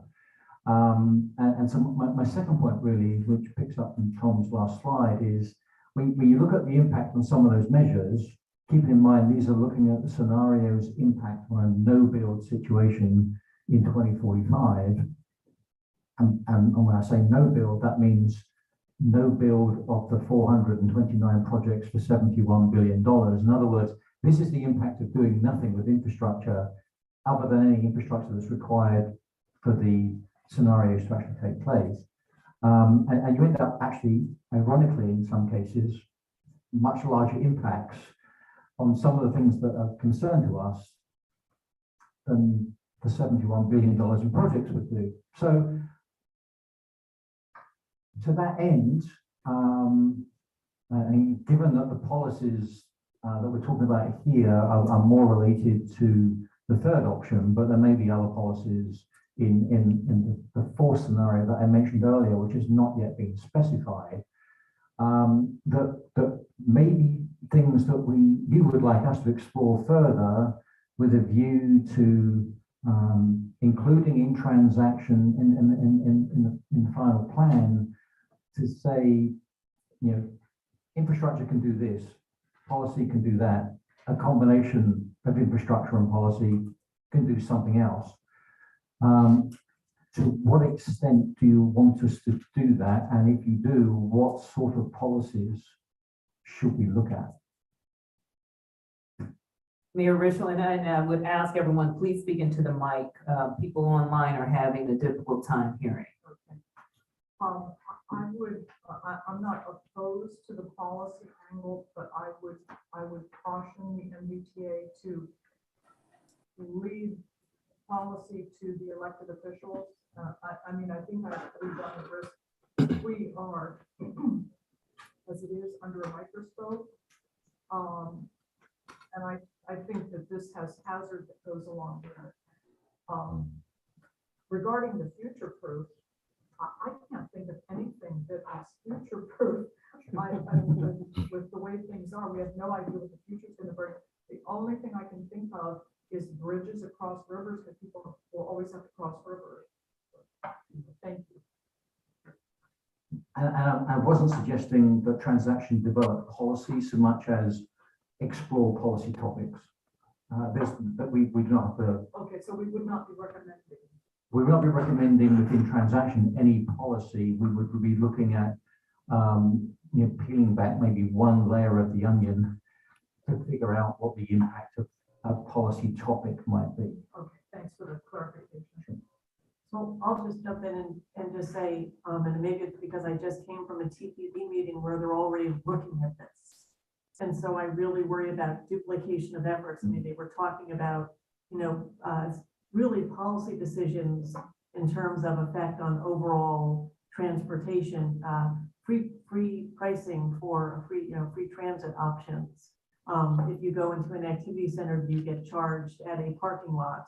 They have things that they're going through and spending a lot of time and money analyzing. And so it feels like we're a little bit out of our lane, a little bit, I guess I'll say that. And I don't know where our lane fits in, but just be cognizant of the fact that there's other people are looking at this extent. Gonna keep close eye on everything that says I had the same thought. I mean, they're actually, TPB, I think of as kind of a major player in this space, but obviously NBCT is doing this, and or NBTC, and then there are private entities, right? Like the Greater Washington Partnership and others, and what we helpful about them is that they have pretty good relationships with major employers who can help shed that insight, as well as what we can shed as policymakers, right? So to some extent, where trips are originating, and they can say something with where trips are ending, at least with the commute. So I find myself, as I think about this, it's like kind of crying out for one of the strategic planning exercises where we see what needs to be done and then figure out who's maximally placed to do it. I think NBTA has maybe an uncommonly staff as a common depth of vision about the possible projects, right, and how they connect to each other and the timelines on which they'd be likely to unfold. So I could see kind of a lot of benefit to being able to plug in with that level of specificity that this body holds into maybe some of that kind of visioning or longer range work with the TPB and others. So I think there's value in us making connections, but not necessarily driving.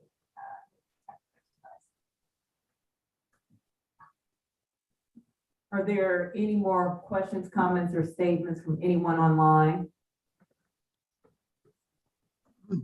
Yeah, so it seems to me the big question is we have X amount of money to spend, and what will meet our climate, equity, and transportation goals the best. And I think it's reasonable for us as a group to look at potential scenarios to deliver that. So somebody has to be looking beyond today and beyond particular mode shares today to model how do we get to a better place in terms of moving people, in terms of dealing with equity, safety, and environmental issues. So for me, what assumptions and what goes into particular models, yeah, that's very, very important. But I think we as a body do have an obligation to figure out, is there a better way to do things? And that's fundamentally the question that I think we're asking with modeling. If I could offer, and I may be in the wrong place, but when I look at these three maps, the geography that's affected is the same in all three. And I don't know if that's because we're only looking at the projects that we've already approved in TransAction or what, but I'm struck by how much of the region we don't have any information about. So when we say that, person hours of delay goes down, these are disconnected segments sometimes. So like what's the overall congestion look like? in each of these. We're much more used to looking at sort of that red, green, yellow arrangement to understand where it's bad and did we make it better or worse than before. And so it just feels disconnected to me. Like we haven't necessarily improved the network in the way we're looking at it right now. I can't see where transit comes in. I can't understand if all of this, the positive solutions are because we're going from 4 lanes to 6 lanes and we're just adding lanes. So I'm a little frustrated with these numbers because, and again, as others have said, in each one of these scenarios, we have no control over the fundamental change. Are more people going to telework? How quick are connected vehicles going to come into the market? Would the state ever approve incentive pricing? So I'm frustrated, I guess, is what I would say by what I'm looking at and by the fact that all of it's out of our control. And I'm much more interested in making investments in our control.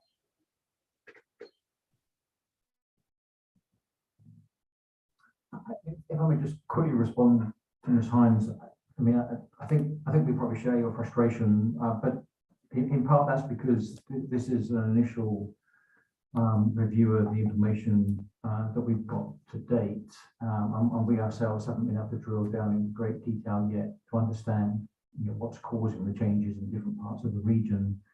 But I do want to emphasize again that this is looking at the effects of the scenarios on no-build networks. So when we look at the effect of scenarios on networks, the build network, which includes the projects, the 429 projects, what we're trying to do with this scenario analysis is to understand whether certain projects or groups of projects perform well regardless of the scenario, or perform well under some scenarios but not others, because that sort of information will lead us a little bit towards what might ultimately represent solid investments for the authority, or indeed risky investments for the authority.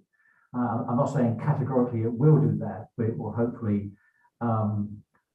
clear some of the uncertainty about the future. If things perform well under multiple different scenarios, it's not so important as to what the assumptions are for the scenario, what the scenario is. It's saying that it's future-proof. We don't know what the future is, but every aspect of the future we've looked at we consider as reasonable. It seems to hold up. That's what we're trying to get to with this. So it won't tell us with any high degree of confidence about anything about any single project. It's more looking at strategic direction. So Keith, is it fair to say that somewhere between 80 and 90% of what we're looking at would be future proof then? That the maps have that much overlap? We don't know that yet. Okay, because that's how it looks to me when I look at these 3 maps. We haven't completed the analysis to be able to conclude that yet. We don't know. Okay. Are there any additional questions or comments? Before we go on, Mr. Snyder, did you have something? Yeah, just one more. And Mary raised a very good point, and it was sort of raised at TPB yesterday. And if you look by analogy at the improvement in air quality in our region, which has been significant, what you see is a combination of federal, state, and local activities. So I do think there's some value in saying, for example, we really ought to be encouraging the private sector to think again about bringing people back to the offices. That there have been some major environmental improvements as a result of teleworking. We don't control that, but we can help message and advocate for other players to help us meet the quality of movement, equity, environmental quality that we really want to see in our region. So there are limits, obviously, to what we can do, limits in terms of resources, political limitations, whatever, but that should not prevent us from trying to establish something that would do dramatically better, and then looking hard at our projects to see if they're really, on a regional basis, performing very well. And I think some of this analysis suggests that we're spending a lot of money, but the performance is only slightly enhanced. Can we do better? Anyway, and those were just some general comments I wanted to make. And I think modeling can play a key role in all of this. Modeling a better system and then allocating responsibilities for how we get there. I'm just going to chime in and sort of tag team off of that. It struck me when we're sitting here talking about, and I fully support, the policy of people being able to telework more from an environmental standpoint, but that's really a policy decision. That's an economic decision for a business, which I could see coming from an elected official or maybe a state government because it's made up of elected officials, but NVTA as a group, I'm not sure we can take policies that affect economic development and business decisions. I'm a little uncomfortable with that. It's not saying that as elected officials, we shouldn't get out there and say that, look, teleworking helps the environment, it helps cut down emissions and things like that, but I'm not sure that NVTA is the place to put that policy. And I think that's what the disconnect keeps on coming to. We're trying to drive overall policy with an organization that was meant to relieve congestion. And I think we need to figure that out. Oh, Mayor Rishel. I agree with Chair Wheeler. And another aspect of this, I'm fully in favor of cutting down on greenhouse gases by encouraging teleworking for those who want to telework and for the businesses, as Chair Wheeler said. But there's another aspect to this. Economic development and economic progress also depends on people being in the office on the job. We have small businesses that will be coming into the Manassas Park, and other localities may have the same challenge, that we need people there in order to go into the shops on their lunch hour, spend their paychecks or whatever. It's all a part of eat lunch, do whatever. It's a part of economic prosperity. So, thank you. I guess let me just make one other comment. And again, this is not an, I don't want to get into an inner outer thing because that's just, all I'm saying is this: we're spending a lot of money that looks like a repetition of what we have, which no one seems to be very satisfied with. So my question is, how are we going to get to a better place that performs better for everyone than the one we have now? And it's not a set of projects, in my view, that continues what we've done in the past.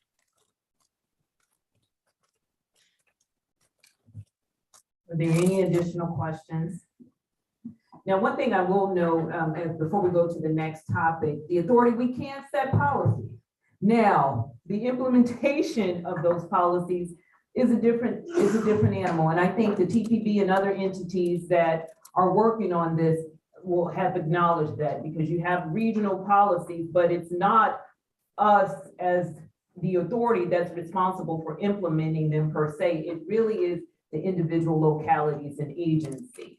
We're absolutely right. In addition, but we haven't, and I would agree, that could be seen as going too far. We don't want to do anything that upsets the economic vitality of the region. But what I would note is that we can support other initiatives, whether they are policy level or not. And we are unique in that we have several entities, and some of the work does overlap.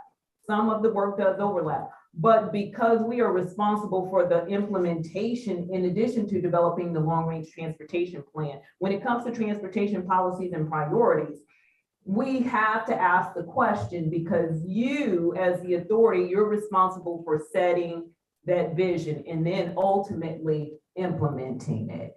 So we hear you, we've heard you, and I understand what's going on at the Transportation Planning Board. Believe me, I talk to Conti frequently, but I do need to make sure we're in alignment with the legislation that governs the authority as well. And I shouldn't call it a but, because that could sound like there is some conflict, but I just said it again, I do need to make sure we're in alignment with the legislation that governs us.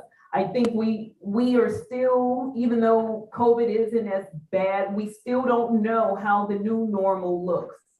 That is key. We do not know what is the new normal. Will we still have brick and mortar? Will we not? Last May, you adopted the Transportation Technology Strategic Plan. So we are working in tandem with jurisdictions and agencies and industry to try to implement some features of that plan. It doesn't mean that everything will be technology based, because we are talking about a lot of things that we can't control. And Chair Wheeler is absolutely right. You in your own local governing bodies may have your own telework policies, but when we're talking about businesses, we can't control what businesses do. If they're saying, hey, we want everyone back in the office, or we don't. These are things that are really beyond our control. Even with the incentive pricing, we could say we support it.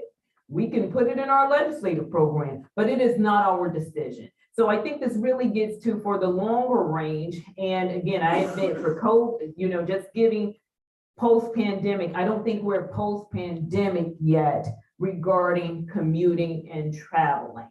And I think that could be difficult because we want the economy to thrive. We're not here to say where everyone should go back to work or not. We've always supported teleworking, but we don't know how the new normal looks. So thank you. Mayor Rischel. I just want to share a couple more thoughts. I've always, throughout my life, been about balance. And I think that we should consider balance in when we talk about transportation as well. If everyone commutes, then greenhouse gases go up, we've got tons of congestion, and that's not good. However, if everybody stays home and these small businesses fail, the only people that really make out good are the .com billionaires. We add more billions to their billions. So I think we need to really consider balance. Thank you. Monica? Yes. Your comments just made me think of a potential way we could sort of craft this, is because we're modeling and because we can put different metrics into our model. One thing we could say under each scenario is, if 50% of the businesses had a 1 day a week telework policy, here's what the effect would be. If 100% of the businesses had a 1 day, so we could show a range of these things on each one of them. If penetration isn't 100%, then here's what the impact is versus if it is 100%, or if, I think we could think of kind of logical stepwise places. And then what that does is communicate based on what we have to the people who have the policy control. Here's how these differences make a difference in how we see us achieving our regional transportation goals. And so that way, at least we have something to talk about with people. They can see it. I really like that. And I think that leverages when MBTA does best and does differently than other bodies in our region. I agree. I think that's a great, sort of give us information and let other people make the policy decision. Totally agree. Great, thank you. We could move to the third and final guidance topic, and this is in a way kind of coming back full circle to some things we've already talked about. So we're looking at travel conditions in 2045 that will remain challenging even with the projects in the project list being fully built. As mentioned earlier, that's unlikely to happen given current understanding of financial capacity. So there is going to be, a situation where travel conditions are not that great, even after spending money. And also, as I mentioned earlier, travel surveys continue to highlight the desire among Northern Virginians for meaningful alternatives to driving alone. Many people drive alone because they have no alternatives. But without those alternatives, from our perspective, it's difficult to see how we reduce or even reverse dependency on driving, which I think everyone probably agrees is somewhere we kind of need to go in order to achieve broader goals, not just MBTA's vision, but beyond that as well. But we don't want to do that at the expense of the region's economy. I've seen some very effective traffic congestion control in places you frankly wouldn't really want to live from the economic vitality perspective, which is pretty low. And certainly during some recessions, we've seen that around the country, thankfully not here. So the question to you is, are there cost-effective ways that you would like us to consider, if we haven't already talked about them, that could provide a meaningful alternative to driving alone at the regional level, reducing traffic congestion and supporting the three core values. And for example, again, we return to this because this is our suggestion we're putting on the table to start a regional BRT system, about which I have to confess, we do not have currently have the resources to dive down into detail on that. But we are working with your staff and others around the region, and we have come up with something that I think has universal support among your staff as being a great starting point to understand.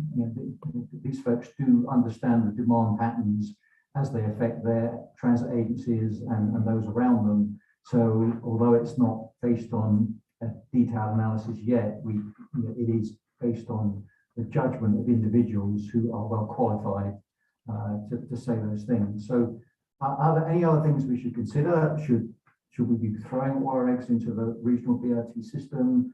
We've done a lot with technology. There's technology in TransAction, including electrification of the vehicle fleet at different levels for different types of fleets in TransAction.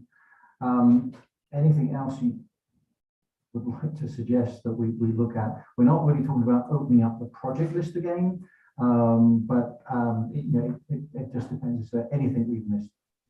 So I love the way the question was framed. You modified it appropriately that you want MBTA to take on, right? Because I'm looking at this. I remember we had a pretty frank and forthright conversation about land use when we were at our 6-year plan recession. So I'm like, yeah, land use is the cost-effective way. But to me, I wonder if it's there's kind of a corollary to the point that I think Mary made that we all really agreed with, right? That NVTA can provide information to the decision makers about these trends in commuting. And so I wonder to what extent we can see NVTA providing information to the decision makers who are trying to integrate land use and transportation, i.e. local elected officials and staff leadership.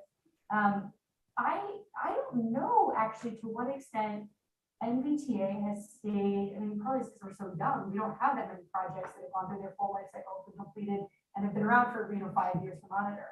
But I do wonder if that would be interesting in the long run. I mean, I think about the decisions before me, and I imagine, they take on different flavors, but they're sort of the same, right? Like you plan for more density and folks say, well, that's going to bring more traffic. And then the chicken or the egg becomes, well, we don't have enough population density here to meaningfully support transit. So without that population density, we can't have transit. Without transit, we can't have population density and we get stuck. So I do wonder especially as the authority grows up and starts seeing the effectiveness of these projects, what is the short and long run effectiveness of an investment in transit? What level of population density can a big investment in transit show us that it can support? While not contributing to congestion. Again, I don't think we could do that. I mean, our oldest project was probably, 4 or 5 years old. It's actually been completed. So I don't think we have that data yet in terms of the long run. Thank you, Chair Crystal. I think that's a great point. Even now, what we are staffing up to do is really go back and do look backs, if you will, to see how the projects that are open to traffic are performing. We don't have the resources yet, but that is something that we actually intend to do.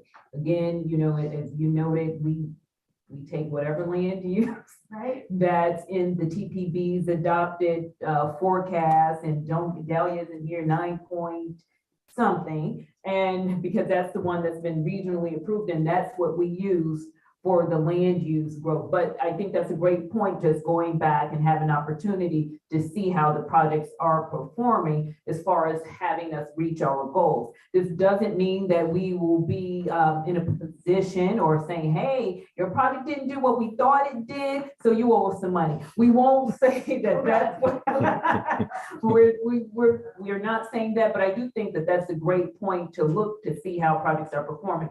I think what Keith is mentioning regarding bus rapid transit, it is something because BRT takes on several forms, and we have fixed guideway, you have signal preemption and things of that nature. This is really why we thought BRT was less of a heavy lift, because when you talk about fixed guideway, the costs are more, especially, when you're looking at commuter rail and heavy rail, core capacity. There are some constraints in extending metro and even VRE to an extent, because you have dedicated fixed guideway, but with BRT, because it takes several forms, you can have signal preemption. The bus can run on the same street, but what makes it more attractive, the transponders will turn green, the bus can move. So these are the types of things we've been trying to grapple with, because we do want to get people out of their SOVs. And I think everyone wants that, and we support climate change and equity and sustainability and safety.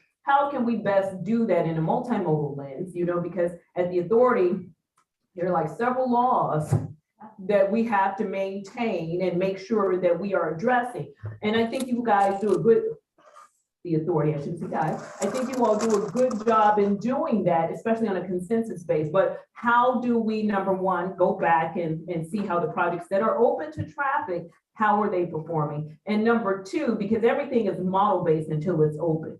Then it's open, you put traffic counters and things like that, or you're doing counts on transit to see where's your ridership and things of that nature. I think that's something we definitely plan to do.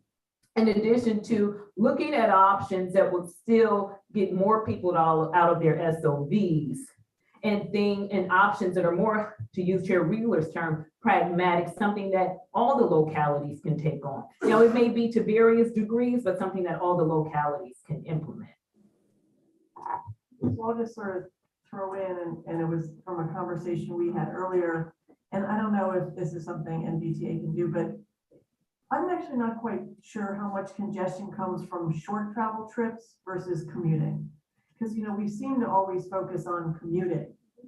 Yet, we know that our lowest income residents are, in single occupancy vehicles. They're not using our transit options for a variety of reasons.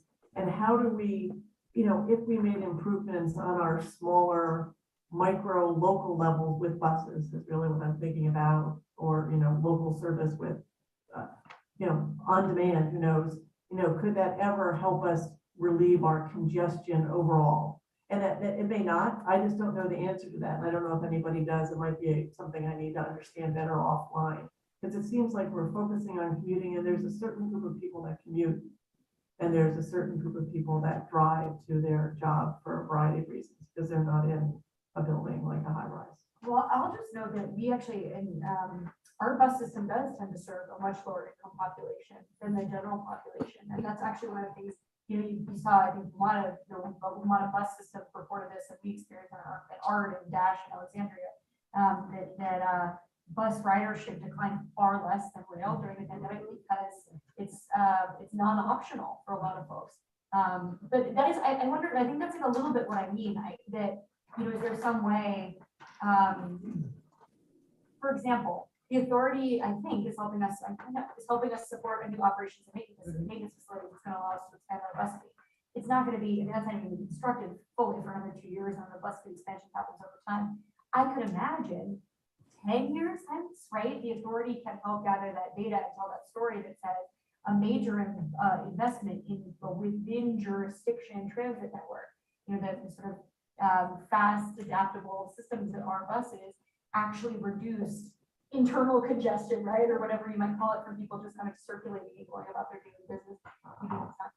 So I agree. I think we've seen some good luck with that in our jurisdiction, and I think it'd be really exciting if NBTA would be helping us, quantify that and use it.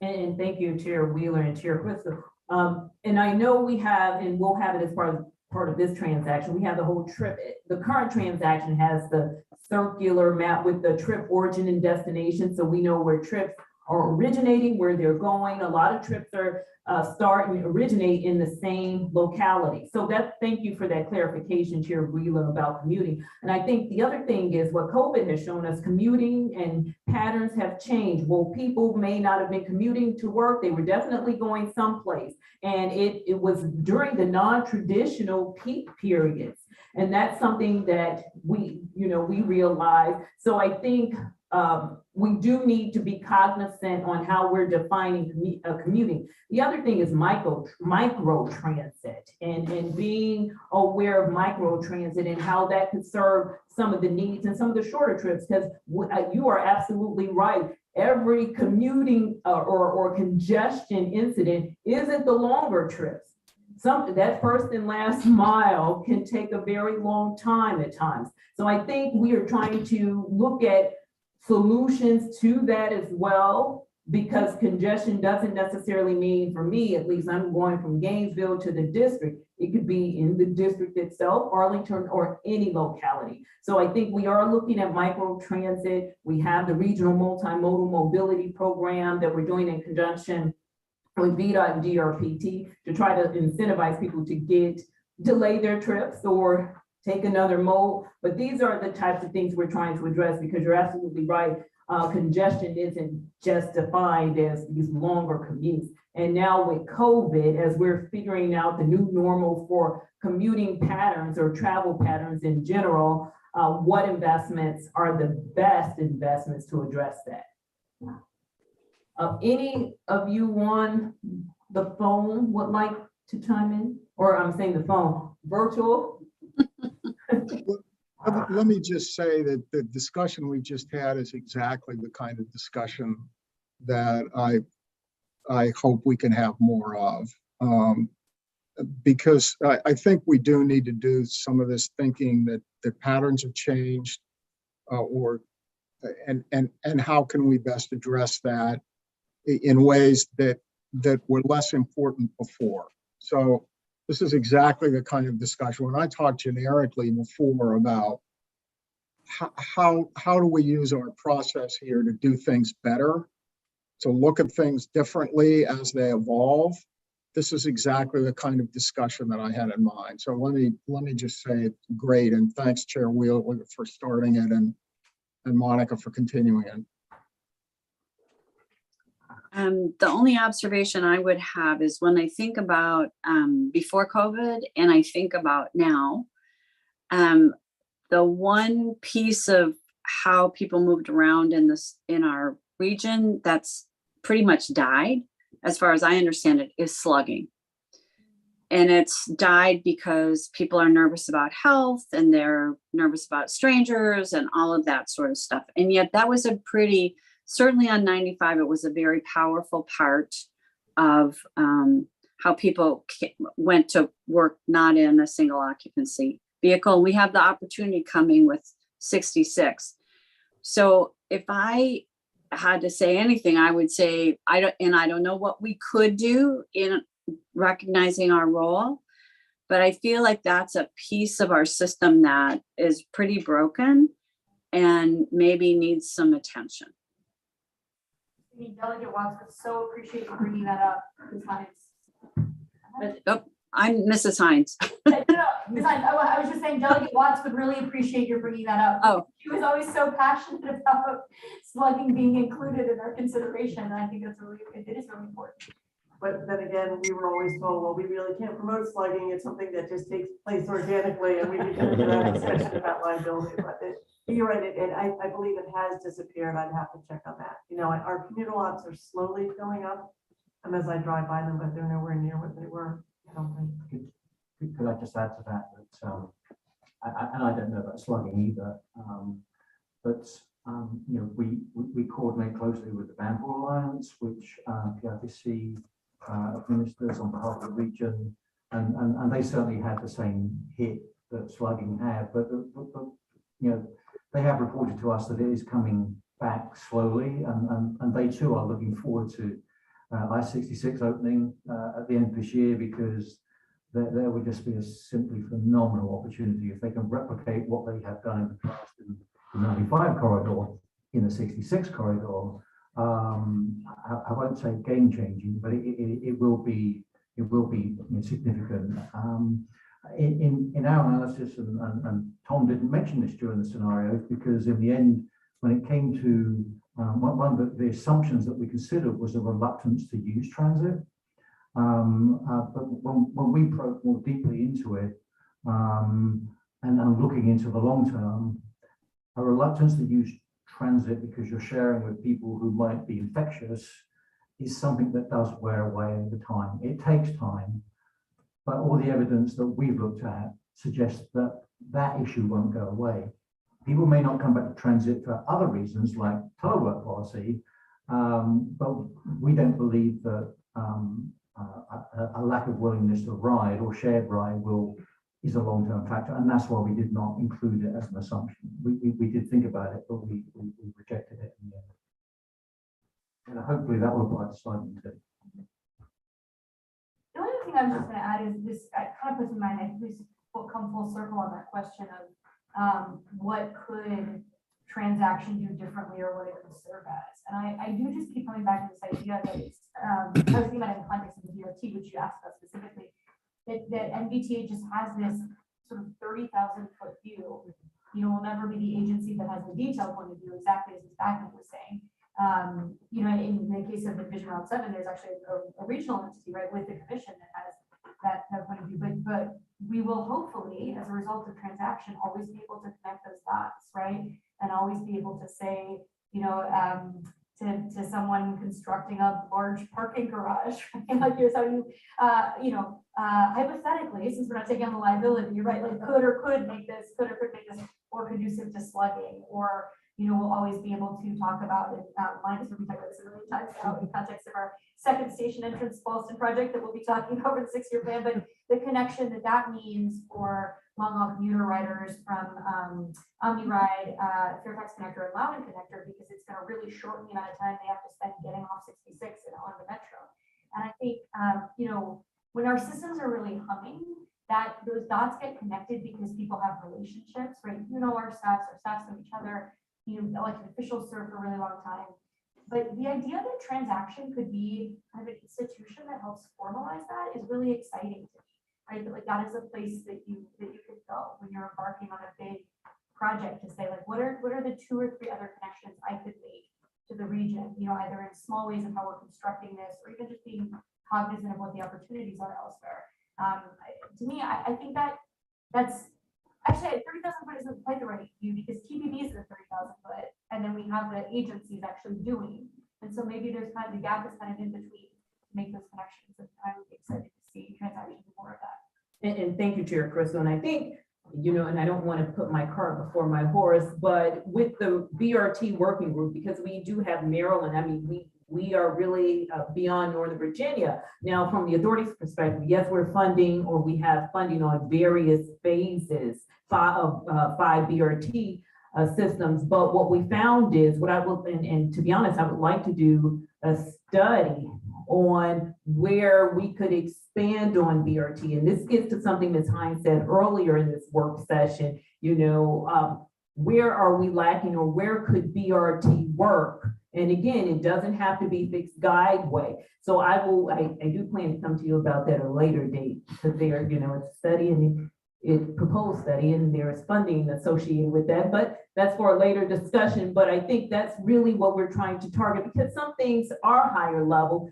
and they would take a longer time. But this, because we have BRT, we would like to see more BRT. We actually presented to the TPB, I guess, pre-COVID. It seems like there's like pre-COVID, during COVID, about the BRT network, because we think that this is something that the region, and when I say region, I'm speaking about the Cobb area region, not only Northern Virginia, could get behind and support. Is it going to solve everything? Absolutely not. This is why I always say there's no one size fit all solution, but I think getting behind BRT gives us an opportunity, and for us as the authority, to lead an initiative to study, the BRT systems that are under development, underway, versus where we can expand. I just want to endorse that study because my dream is to one day take BRT from Arlington to the NVTA offices. I'm not just stuck on that grinding 50 traffic, so perfect spot for BRT. Well, we've come to the conclusion of this work session. For those of you participating remotely, thank you for joining us. For those of you who came out, and I know traffic was very interesting this morning. Thank you again. This is really helpful because it gives us some guidance on some things that we should further explore versus some things we should stay away from at this particular time for whatever reason. We don't want to have any pitfalls, and the worst thing we want to do is have a plan that we really can't implement some things. So I will open it up if anyone has anything else to say. Hearing none, thank you very much. I have learned that,